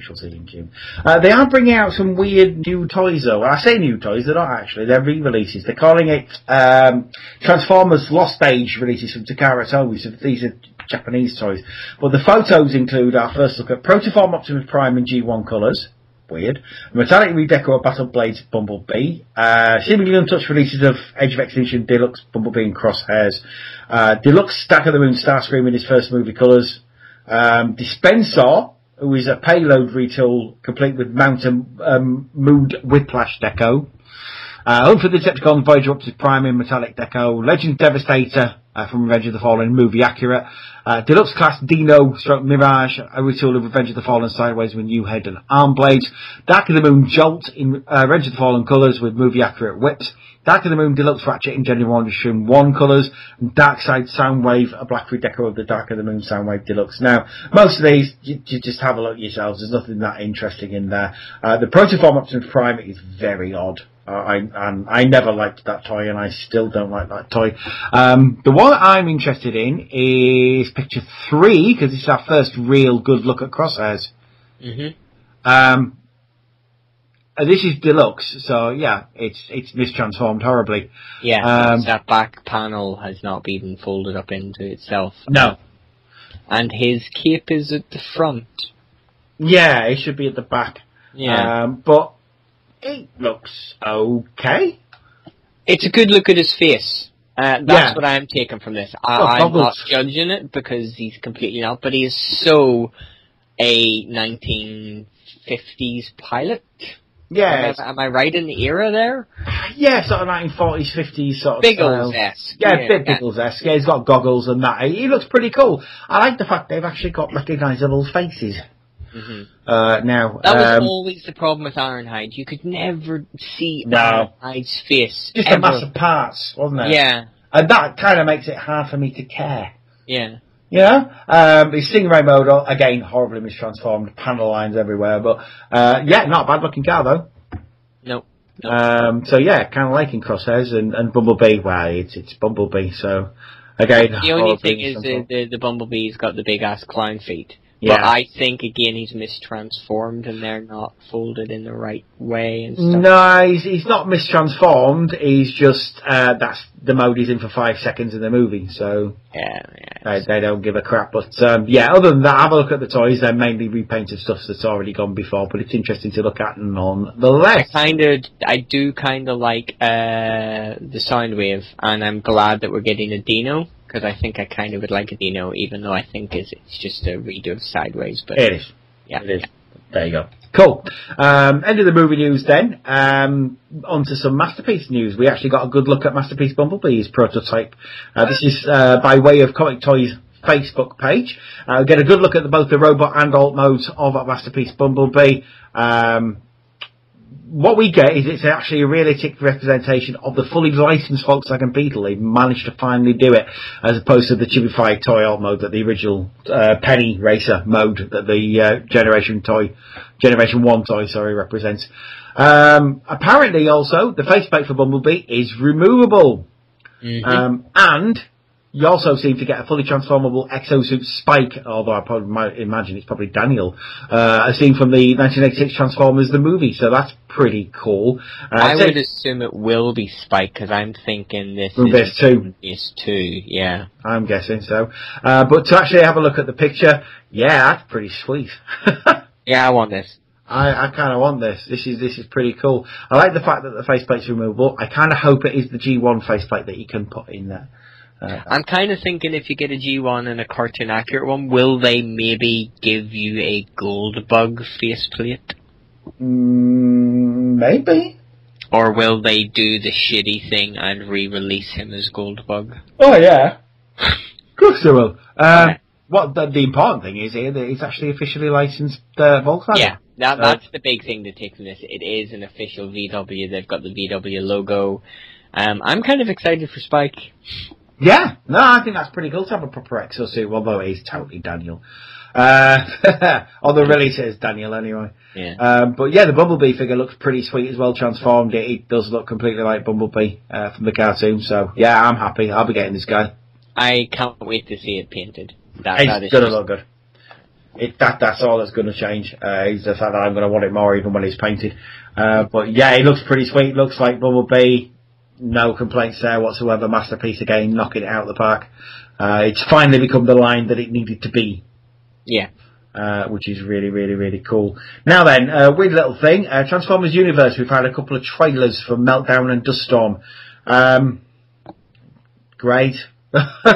I have tried caring about Transformers Universe, and I'm sure it looks, I'm sure it's going to be brilliant, but really, I'm finding it hard to care. We said it last time, it's just too late. It's too long from conception to now. I mean, it does look pretty cool. It's gonna, it's gonna look good. It's nice that it's free, essentially. It's not gonna really be free. To do anything cool, you're gonna need to pay stuff. It's gonna really fucking slow people's computers down. I think you're gonna need a really up-to-the-minute computer for this to look anywhere near and act anywhere near as cool as you need it to. Yeah, because I got an email the other day about beta access, and to do that you actually have to allow their website to collect the specifications of your PC. So I'm kind of thinking, are they trying to get a broad range of people with lower end spec as well as higher end spec to see how well it runs? I do not have, my computer's like about 10 years old. Yes, I've upgraded it, I've stuck loads of RAM in it, I put a new graphics card and stuff in it, but it's still only a Pentium D, it's not even a proper dual core, it's one of the first ones, so, it's okay, it's like a 2-point-something gigahertz or something. Yeah. It's a 2.8 or something like that, but, so it's not Dinobot old, but it's definitely not sort of shiny, boom, boom, boom. So I don't know. I don't know. But I would like to see what it's like. I just really think that, as you say, it's too little too late. Yeah, I mean, I'll be alright because my computer's only a year old, so I'm imagining my computer will be fine with it. But yeah, I'll check it out. I'll give it a whirl. Why not? But I can't see this being the big success that they thought it is gonna be, because it's just taking them too long from initial sort of announcement to now, and it's still going to be the summer, and I'm assuming something will go wrong in between now and then anyway, because these things always do. Yeah, exactly. You can forever. But right, well, we'll move on anyway. More news as it comes on that one. We have another third-party group called Before and After. They brought out this thing called Six Sigma, which is 6 gun for Titan Metroplex, which I still haven't got and still need, and probably will never have. But it's another choice collectors have for adding 6 gun, because is there a 6 gun in the original one? I don't think there is there? No. There isn't, is there? No. So, yeah, there's a couple out, and this is the latest one, and, it looks okay. Yeah. It's nothing special, but it certainly fits in with the aesthetic of the thing. It looks like his feet is on rockers. He is literally made up of 6 guns, which you can see in there, and transforms into a little gun turret as well, and obviously 6 guns, which you can take off and pull apart and do what you want with them. Yeah, sure. Why not? It's like Jetfire and colour scheme. Yeah. A bit more red, maybe. I like it. I wouldn't buy it, but I like it. Depends how much it is. Yeah, I suppose if it was cheap. I mean, if you're willing to spend like 100 odd quid on Metroplex, then I suppose you're willing. Anyway, moving on. We have some BotCon guest announcements. The first one's is Sue Blue is going to be there. Very jealous. Hal Rail is going to be there, who did Snarl. Michael McGonaghy, who did Tracks, among others as well. But yeah, that's the first 3 guests have now been announced. Sue Blue, Hal Rail, and Michael McConaughey. So we'll keep you updated as to more. But that's the first 3. Chattergon has also announced 2 of its guests. It's going to be Gary Chalk and David Kay. They're going to be the guests of honour, which is pretty cool. So Chattergon doing quite well. But this is in 2015. This is not for this year. This is for next year. Wow. So yeah, I don't think there is a Chattergon this year. Yeah, I think it's every 2 years. I think it is. So we had to take 2014 to recuperate. So there isn't one this year, but it is next year. In the meantime, though, TFCon is in July, the 11th to the 13th this year, and Gary Chalk's going to be attending that, as well as Aaron Archer, who was the former creative lead for all Transformers partnerships, and can't really see why he'd be there, to be fair, but there you go. Yeah, because he's not part of the... No, he was very unceremoniously not part of it anymore. Dismissed, yeah. He was... I don't know the reasons for which he was dismissed, but I can guess a few. So Gary Chalk's going to be attending TFCon, which is pretty cool. Gary Chalk, cool guy. He is, yes. Very, very nice to everybody at Auto Assembly when he was there a couple of years ago. So that's all the Transformers news for this week. What have we got there for yourself, Phil? Let's do some Ghostbusters first. There is, no, this isn't talking about the sad news that we talked about earlier. We've actually just got some stuff. We've got some nice pictures of the Ghostbusters I Love This Town mini-mates set. Alright. It's a pictorial review and stuff like that, but I just thought we'd have a quick look at them because the faces and the detail on these are like really good. It captures Harold and everybody so well. Like, I'm sorry, but the Venkman one. The Venkman one's perfect. It is literally perfect. And a little part of me wants to maybe sort of get this set. Now, I have a Ghostbusters mini-mate set. I have Series 1, so I've got Pete, Egon, Lewis, and Dana. So, like, I do have an Egon one, but I kind of just like the fact that we get proton streams and stuff with all of these, and like, if you scroll down, there's like a marshmallow effect thing. Yeah, there is, on Egan's head, I just wanted to touch on it sort of very briefly. I like the little BK meter in the trap. Yeah, there's so much, like, mini-mates are one of those weird things. You either love them or you hate them, but I actually think mini-mates can be quite fun. And that set is I think this is end. Yeah, it's a good little set. I think that's really cool. I wouldn't mind that myself, if I'm being honest. It's kind of really weird that for something so basically shaped, they've got such good likenesses. Yeah, that is kind of weird, isn't it? It is kind of strange in that respect that they've managed to do that. So I like them. But yeah, they're pretty cool. The only other thing is Diamond Select Toys. We've talked about this in the past. Diamond Select Toys, who do the money banks, etc. Alright, yeah. They did, as we all know, a Marshmallow Man money bank. I have it thanks to Nicole getting me it for my birthday a good few years ago now, maybe 3.5 years ago. Pardon me. But they have decided to release a new variant of it at a suggested retail price of $125. This money bank is 24 inches tall. Yeah. Now, they kind of says, do you want to know how big it is? So they've got a picture of a fully grown man holding it. And it's like, it's nearly as wide as his chest is. Now, take granted he probably is about as broad as me. Like a 36, maybe 38 inch chest maximum. Yeah. But, this thing looks huge. Yeah, and heavy.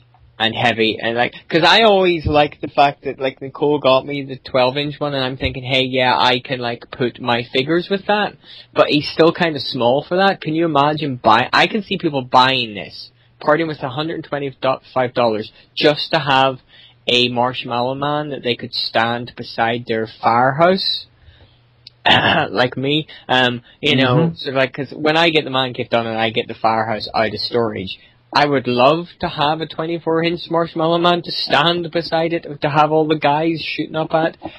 Cool. But $125 Yeah, it's a bit much, isn't for it? a money box? Yeah. No, I'd rather just keep the money back and keep it for when the Lego toy or the Lego Cuso 30th anniversary set comes out, which I'm kind of hoping. It's early enough. I'm kind of hoping there's maybe a little thing in the instruction book for Harold. I don't know. Like for the Lego Back to the Future, there is a bit actually even from Michael J. Fox. You know, he has a little bit that he's written in the beginning of it, like a little foreword by himself, and thanking you for buying it because some of the funds are going to the Michael J. Fox appeal for Parkinson's and stuff like that. Alright. So it'd be nice if they did something. It's still early enough in the ongoing that they could do it, so we shall see. But that's Ghostbusters. Let's move on to Turtles. We got a trailer for Transformers. We didn't get a trailer for Turtles, but we got news of when it's happening. Ninja Turtles trailer is set to come out with Captain America the Winter Soldier on April 4th. The producer, Galen Walker, has announced via his Facebook that the first trailer will be tied to the upcoming Captain America sequel, which hits American cinemas on April 24th. If you're in the UK, we get it on the 26th of March. It's literally 19 days away. I am popping my pants. So chances of the trailer will debut online that week as well. And once it's out there, the marketing machine should just boom. I think we would get it because it's due out on August 8th. So this is one I'm looking forward to. The trailer. Just, I don't know. I'm not worried about the movie. I'm not worried about it. I just want to see and I want to hear the characters, and it's kind of like with the Guardians of the Galaxy ones when we didn't hear Rocket Raccoon and we didn't hear Groot. I was really like, oh, and then we got the kind of mini videos where we did hear Rocket. So I'm kind of chomping at the bit for that one. So it's like roll on Captain America. Hopefully we do get it before the airings of it here. That would be cool. That would be cool. I'm quite looking forward to seeing what it's going to be like. Mm-hmm. I'm like you. I need to know. You know. Yeah, you know. So like, because voices are going to be another make or break thing for me. I'm happy enough with the designs. I'm not 100% happy with them. There's aesthetics to them that kind of irk me a little, but I haven't seen them in movement, so I'm not judging. But if we get anything like even remotely close to sort of maybe the voices from the new cartoon, I'd be happy enough. But I'm pretty sure that they'll not be those, because we know they're not being voiced by them. But, you know, we shall see what happens. Speaking of the new cartoon, segue. There was an episode that aired on Sunday past called of Rats and Men. It was another Rat King episode. And they introduced a new character called the Ice Cream Kitty. And people are going, what? Now the big thing to be taken about Ice Cream Kitty is he seems to be a pet of Michelangelo's now. Whether or not that'll stick around for long, I don't know. But he's voiced by Kevin Eastman. USA Today reported that none other than TMNT co-creator Kevin Eastman can be heard as the voice of Ice Cream Kitty, who debuts in this Sunday's episode of Rats and Men. And Ice Cream Kitty was first revealed at Comic-Con last July. It's exactly what you think it is. It's a cat made out of ice cream. I'll say no more. As you do. It's an awesome concept. There actually is a clip on Ninja Pizza. If you don't want to watch the whole episode, but you want to know what the hell Ice Cream Kitty is, it's on there. Also, in cartoon news, it's been noted by the USA Today that the next episode is actually the big one that most people have been looking forward to. Now, it is available on Nick.com. At the minute, you can watch it already. You can't watch it in the UK. Frickin' blood. Every time I try to get to it, it keeps diverting me to nick.co.uk. So I can't find a way around it yet. But it's season 2, episode 13. It's called The Manhattan Project. and it says, surprise! The special 1 hour long episode will debut on Nickelodeon on March 14th. It's available to watch free, as we said, right now on nick.com. And this is a long-awaited episode that reunites the current TMNT voice cast with the original voice cast of the original cartoon. This is also the episode that's introducing the character Tiger. Is it Tiger Claw? Yeah, let me guess. Yeah, Tiger Claw he is a bounty hunter, so I'm assuming he's probably tracking the original 80s Turtles or something like that. But I'm so pissed that I can't watch it yet. But I will just watch it when it airs then, when I can get my grubby little old mitts on it. I think that's the best way to do it. Yeah, because I don't really, because Kim's been watching Turtles with me. She's been watching every episode. She actually really, really likes it, which is I find that really quite surprising. But she kind of grew up with the late end of the Turtles cartoons, so, and plus we've been watching the box set and stuff together, so, I don't really want to take that away from her. Last story, more a novelty story than anything. It's based on the movie, but they're bringing out merchandise out the wazoo, as we know, and this one being kind of a bit apt in that I'm getting married soon. They're doing cake toppers. Oh dear. They're called TMNT Beauty Toppers. It's one of each of the guys, basically, for cakes. They're just little 3D representations. They're not particularly well molded. They're not particularly well painted. Let's face it, if it was on an Ashes video, it'd be getting burned. Yeah, exactly. And to be frankly honest, I wouldn't be surprised in a few years' time if it didn't happen. Probably will.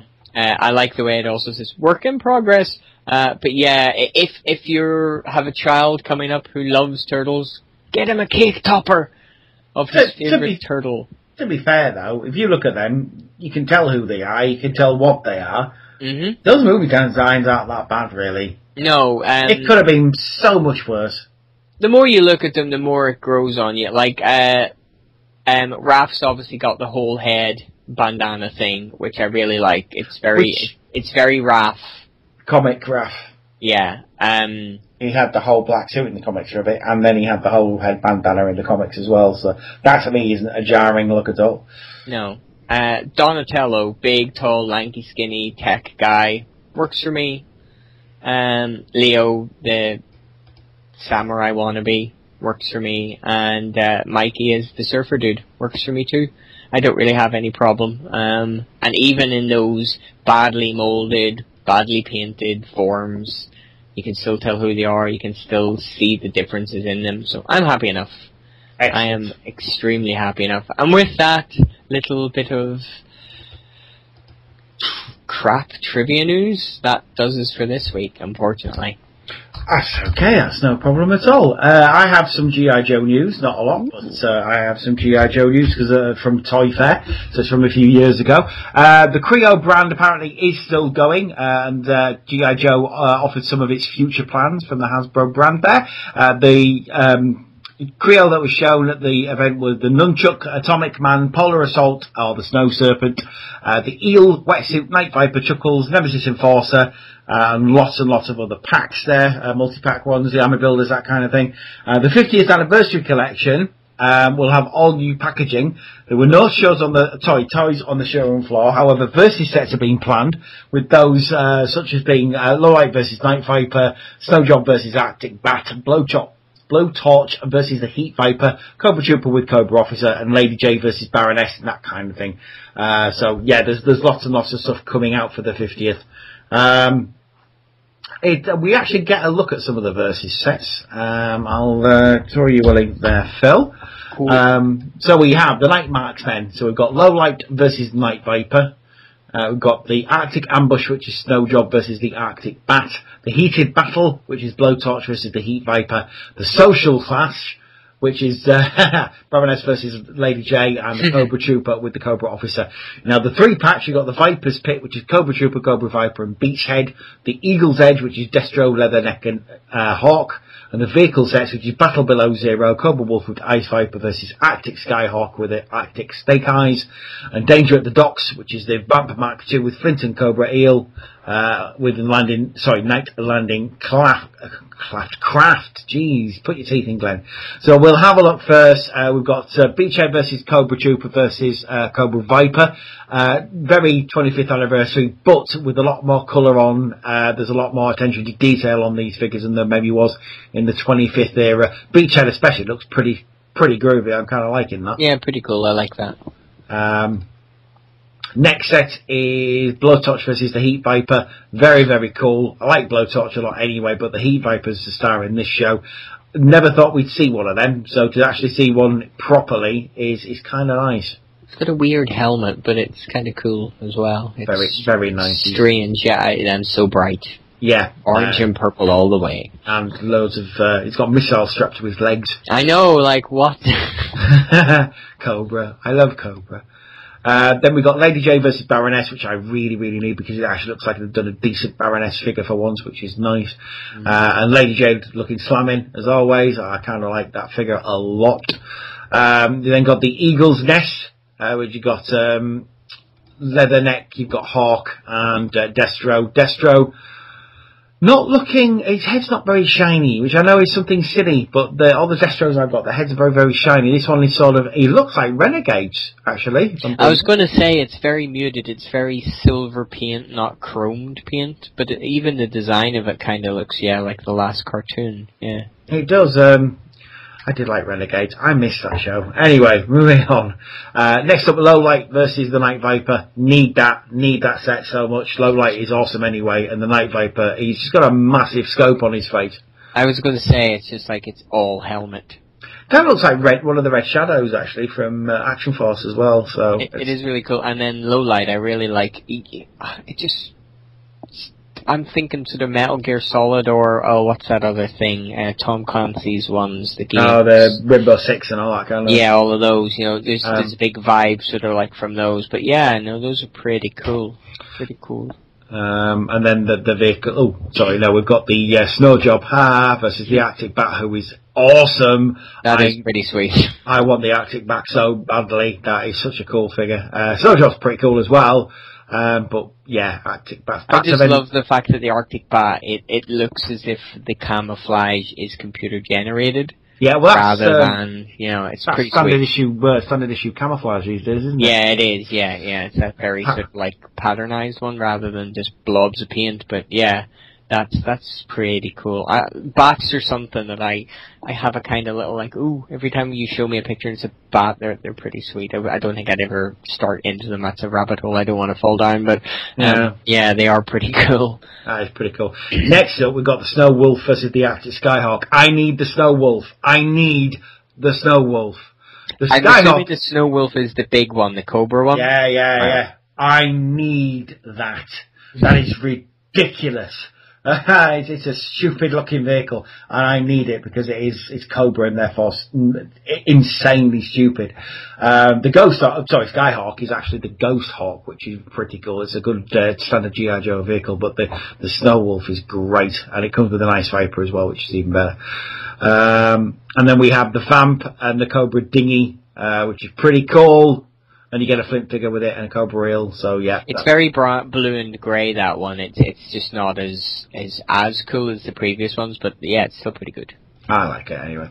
And then you've got the brown version thereof, which again I like. I probably would get the one with the blue dinghy rather than the... I actually think I prefer the Jeep in the greys and the whites, but then again I have a thing for Arctic camo over sort of standard one. If I ever had to get a coat or trousers in camouflage, I think I would go with the Arctic camo. Definitely. I like that, yeah. Cool. Not going to show you all the Creo, I'm just going to show you the thing I got really excited about. It's picture number 1. Fucking Creo Terradrome. Oh, yeah. Ooh, yeah, I was just waiting on it loading there. Yeah, that's pretty cool, actually. Need that. That's pretty big, actually. That's massive, and I need it, and I'm sure it'll be expensive, but it won't be as horrendously expensive as Lego. I like the way sort of all those side panels fold down so you can see into it, and obviously they'll fold back up to kind of make the proper Terradrome, yeah. Look like a fortress, but yeah, no, that's pretty sweet. I kind of want that. There's lots and lots of other Creo stuff that we're not going to go through, but I did want to mention Terradrome, basically, but there's loads. Go look on haystack.com, there's Creo is not dead. No, it is Transformers-wise, I think, really, but that's because it sucks. What is it, the Age of Extinction stuff, just really, so... No, not really good. About, I suppose. More G.I. Joe Collectors Club stuff's coming out, though. We've got a couple of figures there. Survivalist Outback, and we've also got, I forget who the other guy is. Let's have a look. It's the Toxo Viper. So we've seen the Toxo Vipers. This is Outback. It's based on one of the 90s figures, when they weren't using Outback for Transformers anymore. Yeah, he's just a guy with a ginger beard who likes going in the Australian bush. And by that, I don't mean an Australian porn star. And he kind of looks like a ginger version of Alan from Hangover. Yeah. All filled up. He kind of does. That'd be cool. I bought a giraffe. My life is awesome. Hangover Part 3 is amazing. Everyone should go see it. Even if we do get to see Ken Jeong's cock again. Fucking I know. That's 3 times now. 3 times I've seen his tiny man penis. Oh my word. Anyway. Speaking of which, no, not speaking of which at all, the Collectors Convention Zombie Initiative exclusive, we've got another reveal. This time it's Clean Sweep and oh my god! He is so neon and kind of looks like Brad from Mask. He kind of does, doesn't he? That's the first thing I thought, it's Condor. Yeah, there you go. Yeah. But yeah, he's very, very yellow and green and bright blue, and I approve, I have to say. It's pretty cool, yeah. The helmet kind of looks like it could be pushed down a little more, but yeah, it's a close-up of a little tiny figure. Why am I being so pedantic? Exactly, stop that. Toxo Zombie. Oh no, we didn't see this one. This is cool. So we've seen the Toxo Viper. We haven't seen the Toxo Zombie. Well, now we have, because, yeah, they've given a reveal of it, and oh my god, I like zombies, but I do like chemical zombies, which is very hypocritical of me. This guy looks pretty damn sweet, I have to say. I actually do like the completely sort of like half decimated helmet, revealing the kind of weird blue-esque chemically tainted face of the zombified version of him. Yeah, no, I can get down with this. Again, don't want to fall down the rabbit hole, but I could get behind this, especially the purple and the teal and the red and the oh my god! Yeah, weird colours. They are very, very cool. This is very cool. If you want this, if you are into your toy collecting, this is something that could actually prove to be very useful. I'm a big fan of using technology for things and just, using the resources you have to make your hobby easier, to enhance it, blah, blah, blah, blah, all this. 3D Joe's, which is a very famous website about G.I. Joe, has partnered up with Golden Beast to create a real American hero figure collecting app. It's called Joe Finder, and it features every figure from 1982 to 1994. What it does is help you organise your collection of G.I. Joe action figures. You can use a grid view to quickly view several figures at once. You can filter figures by year and whether you have them or want them. So what you do, click on figure to go to that figure's page, you click edit to add personalised notes, and add to know whether you have it, want it, don't care for it. You can also search across figure names and notes, click on the figure photo to jump out and learn more about that figure on 3djoes.com. So basically, if you're out and about and you see a G.I. Joe figure and you're not sure what it is, you can basically look on this app and you can find it at a moment's notice on your smartphone. Perfect. That is kind of awesome. And when you're at a convention and you see loads of loose figures and you don't know what exactly they are, and if they are the ones that people are saying they are, you can have a look and see if you need it, want it, have to get it. And if you've not got it, boop, there you go. You got it. If they had had shit like this for auto assembly for Transformers, I wouldn't have ended up with is it an Energon sideway, the motorbike? Exactly. That doesn't have the flipping handlebar section. I've got the bike, I've got the 2 mini-cons, and the handlebar section. The frickin' bag said complete. You know when I realised it wasn't complete? Sitting in Belfast about a day after the convention ended. and I still have it to this day. It's in a bag in the garage. I'll never complete them. I don't really care enough, to be honest. I think I paid about £3 for them, so it's like. But yeah, this is a really good idea. I like stuff like that. I would like to see this for maybe other classic toy lines. He-Man, Mask. Yeah, Transformers. Visionaries, Transformers. Yeah, expand this, people. Yeah. We need more. We need more things like that. Using new technology is always good.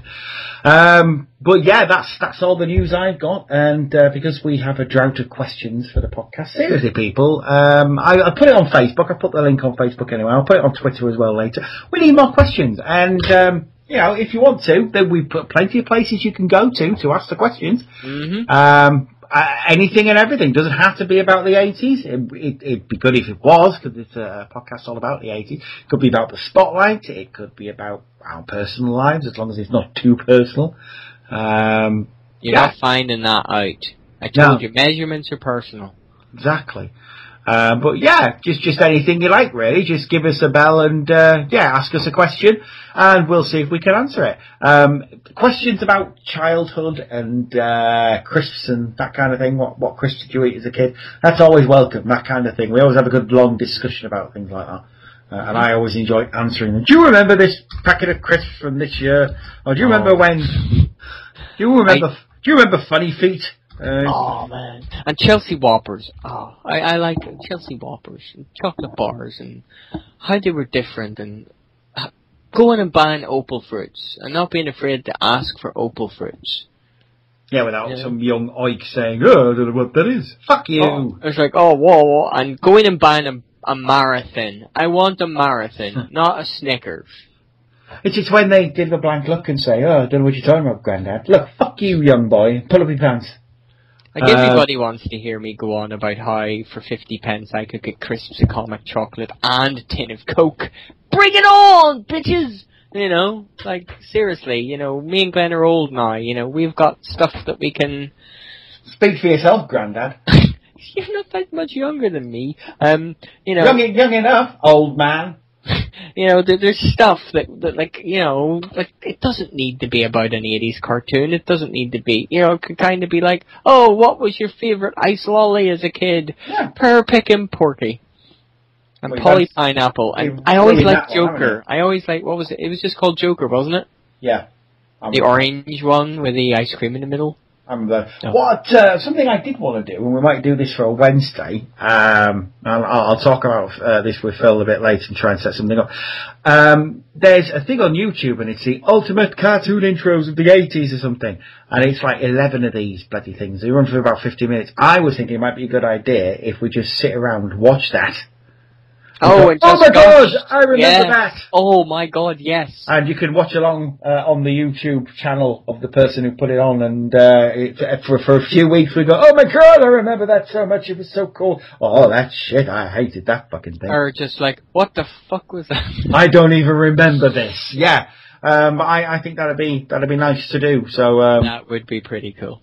We shall set that up because that's always fun to watch two old twats reminisce about their misspent youth. That's it for this week's podcast, though. We shall leave it there. Philzy. Yes. Where on the interwebs can we find you? We can find me on the Twitters at @the_road_. If you follow me on there, you even want to send me a PM or even just a public tweet saying, hey, answer this on the podcast, do it there. You can also get me on the Facebooks with my name, Philip Scott, obviously. There also is the facebook.com/nostalgia TARDIS, which is the Back to the 80s page. If you post it there, we'll all get it because we're all admins on there. And there is obviously the Nerdsphere Network, which is the nerdsphere.freeforums.net, the Back to the 80s section. There is a forum to post questions. There is also a little send the Rod or send Dreadwind a private message, or even Becca or Sam. I don't think Becca's on there, but I'm not sure. I can't remember. But anyways, please reach out to us. Be like Busby. Yeah. Make a phone call. And we got that. Nobody else did. I was going to say, we got that. And we got the fact that Richard Bryars... Was it... No, it's Cribbins used to do that, wasn't it? Yeah. And then Richard Bryars used to do the Midland... Griffin. Yes. And then the other one that I saw the other day on Facebook that made me near shit a brick was the Tufty Club. Oh, yeah. You remember the Tufty Club? That's another thing we could do. We could find old adverts and stuff. And yeah, there was the Tufty Club, and then there was the other one. Was it Ginger? Yeah. The wee boy with the ginger hair. That was kind of a bit picking on the soulless ones. Oh, I'm sorry. Did you? Tufty was the precursor to Green Cross, wasn't it? Yes, he was, yeah, and then we had the Green Cross Code Man. Oh, actually, no, I tell a lie. It was Tufty, and then Splink, and then Splink. I don't remember Splink. Slightly before our time. It was, first off, it was, hang on a minute, it was Pertwee who did Splink.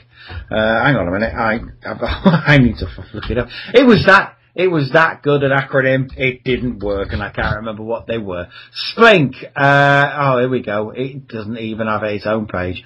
The Green Cross Code was the thing that we grew up with, but before that, in 1976, that'll be why we don't know it then, Pertwee appeared in Green Cross Code 1, introducing the mnemonic Splink, which stood for First Find a Safe Place to Cross Then Stop. This is already not working as a mnemonic. Stand on the pavement near the curb. Look all around for traffic and listen. If traffic is coming, let it pass. When there is no traffic near, walk straight across the road. And then keep looking and listening for traffic while you cross. That sucks. I'm sorry, but there's about 18 words, and they've got a 6-letter word to cover the 18 words. That's terrible. That's just shit. That's awful. No wonder bloody Darth Vader did better. I liked especially the fact that it was Green Cross originally, and then when R2-D2 got a bit famous, they brought this little robot in. Yeah. Went Green Cross Code. And do you know, actually, that guy is Brian Stad. You know Brian? Brian. Or Confused.com. Oh, right. Yeah. Right, because, I've seen that, and it's there's bits in that, and he's mimicking other things, and, one of the most recent ones, he mimics other robots in it, and I can't think for the life of me who he's mimicking in it now. He also had a Lego version. Wow, okay. Did you not get those in the Lego movie? Which one? Cinema adverts, all the cinema adverts. There was only 2, but they... Oh, no, because I went to the preview night, they didn't show any trailers. They showed trailers, but not the Lego-fied versions of the trailers. They were Lego adverts, basically. Yeah, One of them was Brian, or Confused.com. But that guy is, that's the son of the Green Cross Code robot, I'm certain. Awesome. But that kind of, look at that. We haven't even been asked a question, and we've went massive tangent, not massive nostalgic tangent. So really, seriously, folks, please, questions, anything you like. We get comments all the time about some of the best shows are the shows where we just completely go off the rails for about 20 minutes, and you haven't given us the fodder for it recently. Yeah. Dudes, please. I know recently we've been a bit distracted with a lot of news, and other things going on, whether good or bad. But really, seriously, this is what we're here for. We enjoy doing the podcast so much, and it's just an excuse for being Phil to catch up every week and sort of shit and stuff. I realise that, but we do like going off on massive nostalgic tangents like that. So please ask us the questions. You can also post questions to the Back to the 80s blog, which is Back to the 80s podcast.blogspot.co.uk. You can find me at Back to the 80s pod on Twitter. Sorry, Back to the 80s pod at Twitter. You can also find me on Facebook, Glenn Jeglin, if you so wish. Please let me know who you are before you try and add me, though. That'd be nice. And you can also find me on YouTube at Dread Tidings, which, I've been going on, I've been doing quite a few videos at the moment. Yeah, you have. I've been trying to keep up whenever I can. What was the one I watched recently? What was the most recent one you did? Treadbolt. Yeah, I did, because I love that toy, because I have Treadbolt and I have Jetfire, and I wanted to see your thoughts on it. And your thoughts on it were exactly what I thought your thoughts would have been. Your little squee with your little Micromaster out at the same time. That's not a euphemism, mate. I fucking love Micromasters. I don't know why, I loved them when I was a kid, and I love them now, because they're just so dinky and collectible, and it's my version of Lego minifigures. Yeah. That's how most people feel about Lego minifigs, I feel, which is why I always think it's Micromaster, really shit, they only bend them over and they transform. Yeah, this is from the people who quite happily squee over Lego minifigs, who have like no articulation. Yeah, because like when you think about it, a Lego minifigure is basically what articulation is. It can sit down and it can spin its arm around, and you can turn its head around to see another face on the back, which not all of them have. You know, Lego minifigures and even Creon minifigures are really basic and it's all about character and it's all about aesthetic, and that's what Micromasters were. Exactly. It was all about character, and as you squee over rightly in sort of like terminology, they didn't really have an awful lot of character when it came to cartoons and comic books and stuff like that. But when it came to bios and stuff, you know, they all had, and if you use your imagination, you can make them exciting enough. IDW, we need a Micromaster series that consists of more than just generic characters who you can't tell who is who. Sprite! Get on that. I was just going to say, I'll make a little agreement, because you're obviously not going to be at Auto Assembly. I will sit down and have a little talk with James Roberts and Nick Roach. Yes. And buy them both a little drinky poo and go, have you thought about Micromasters? Because they are kind of awesome, so we need more of them. And I'll tell you what, I'll start making more Micromaster videos to push that agenda forward a little bit. Yeah, excellent stuff. Keep watching the videos. I'm putting them out there every week. I wish I had your enthusiasm. I really, really do. I kind of feel that I kind of owe myself a video. But I just, you know what? I might do some kind of vlog just before the wedding when everything's over. That'd be good. And I'll bring my camera over. We'll do something. I mean, that was only the really thing that was stopping me. Is the fact that I didn't have a decent enough camera. The mobile phone camera was shite, frankly. It didn't work properly. It was always out of sync, and it annoyed the crap out of me. So when I was in France, I thought, you know what? I'm going to get a proper camera. And yeah, all right, it's not the kind of camera that maybe a Millman uses or Evangelist uses. I'm not Millman Evangelist. And this isn't my source of income, basically. So I don't need something as good as that. I just like having a little bit of a talk, and I was actually going to do a video at some point about the fact that, you know I call them reviews. They're not reviews. It's more like show and tell. It's just like me saying, it's cool thing. Glenn gushes. I like to think of them as Glenn gushes. Worst porn ever. That's why I call it Dread Tidings, really, you know, rather than, I review stuff. I'm not PR, I am not Evangelist, I am not whoever. But then again, I'm not Nostalgia Critic. I don't hate everything for the sake of hating it. You will never really see me say, I hate this figure, because most of the stuff I buy because I like it. I am thinking of doing a few Poundland things, though. I know. You got to, me eating stuff, because I do have in my cupboard. Now, they've been there for 6 months, and God knows what they're going to be like, but I've got some Pepsi Cheetos. Oh, man, really? And it'd be a while since I've had them, so I don't know what they're going to be like.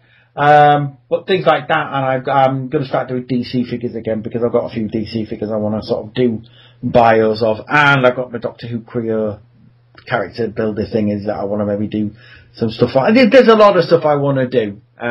So yeah, I will get round to that, but you know, always video on Sunday, I think, because you know, I spent a lot of money on that camera, and that is the best motivator for me ever. Oh yeah, exactly. Well, you see, we've got the camera that we got, that Galaxy Zoom one, so, and I'm pretty sure it could probably do pretty good footage, but it's not great for carrying around and recording video on, but yeah, there'll be something on my channel, maybe a joint venture with my good friend here, whenever, he's over in this glorious wet country.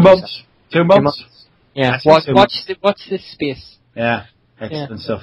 Right. Well, let's close this bitch down. It's been great just being with you for another week there, buddy. I missed you the last few weeks. So. Yeah, it's not felt right. I'll definitely be here next week. I'm only working until 6 p.m. next week, so I'll be here.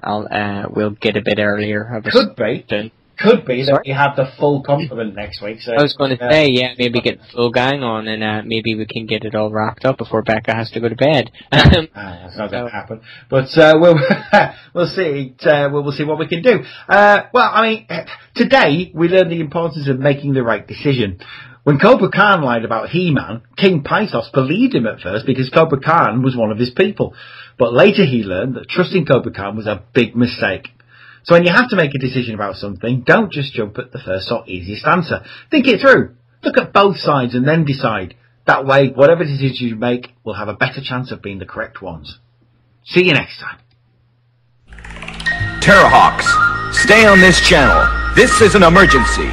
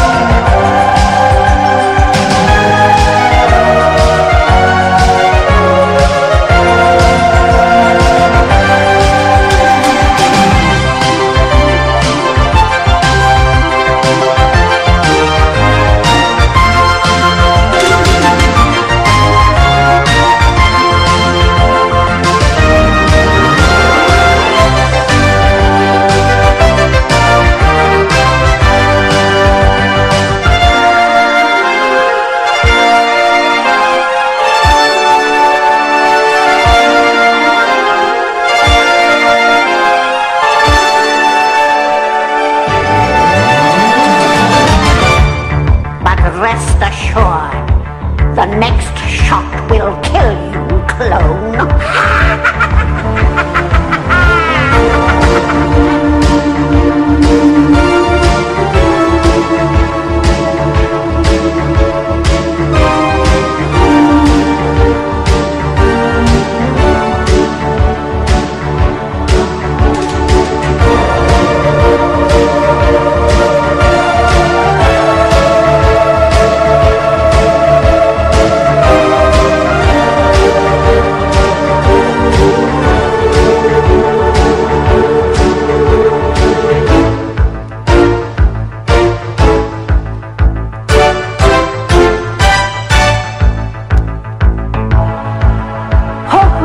You have a 1050. Yeah, 10.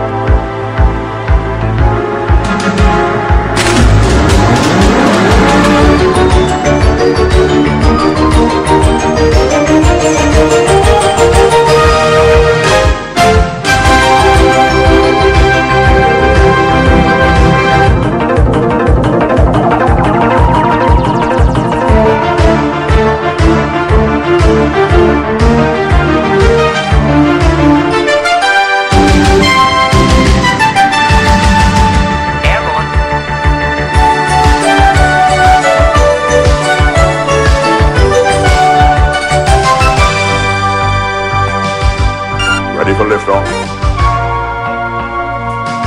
Stand by for liftoff.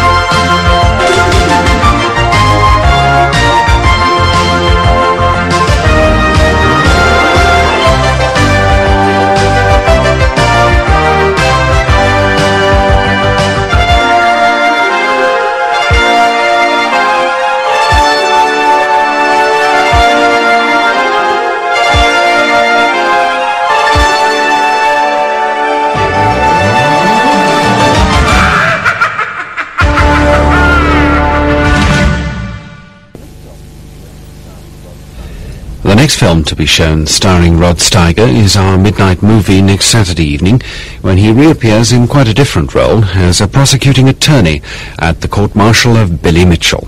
Well, that's next Saturday at 11:50. And staying with the subject of films and their creators, on Tuesday evening we begin a John Ford season with The Quiet Man, a romantic comedy set in the picturesque county of Galway in Ireland and starring John Wayne with Maureen O'Hara. The Quiet Man is on Tuesday at 8:30 here on 2. But now there's our last look at the clock. It's just after 11 minutes to 1, the end of this Sunday evening here on 2. I hope you've enjoyed the programmes and the films that we've had for you, and that perhaps we shall have the pleasure of your company again tomorrow at some time. But in the meantime, on behalf of all of us here on BBC 2, this is Robin Whitting from the Television Centre in London, wishing you all a very good night. Good night to you.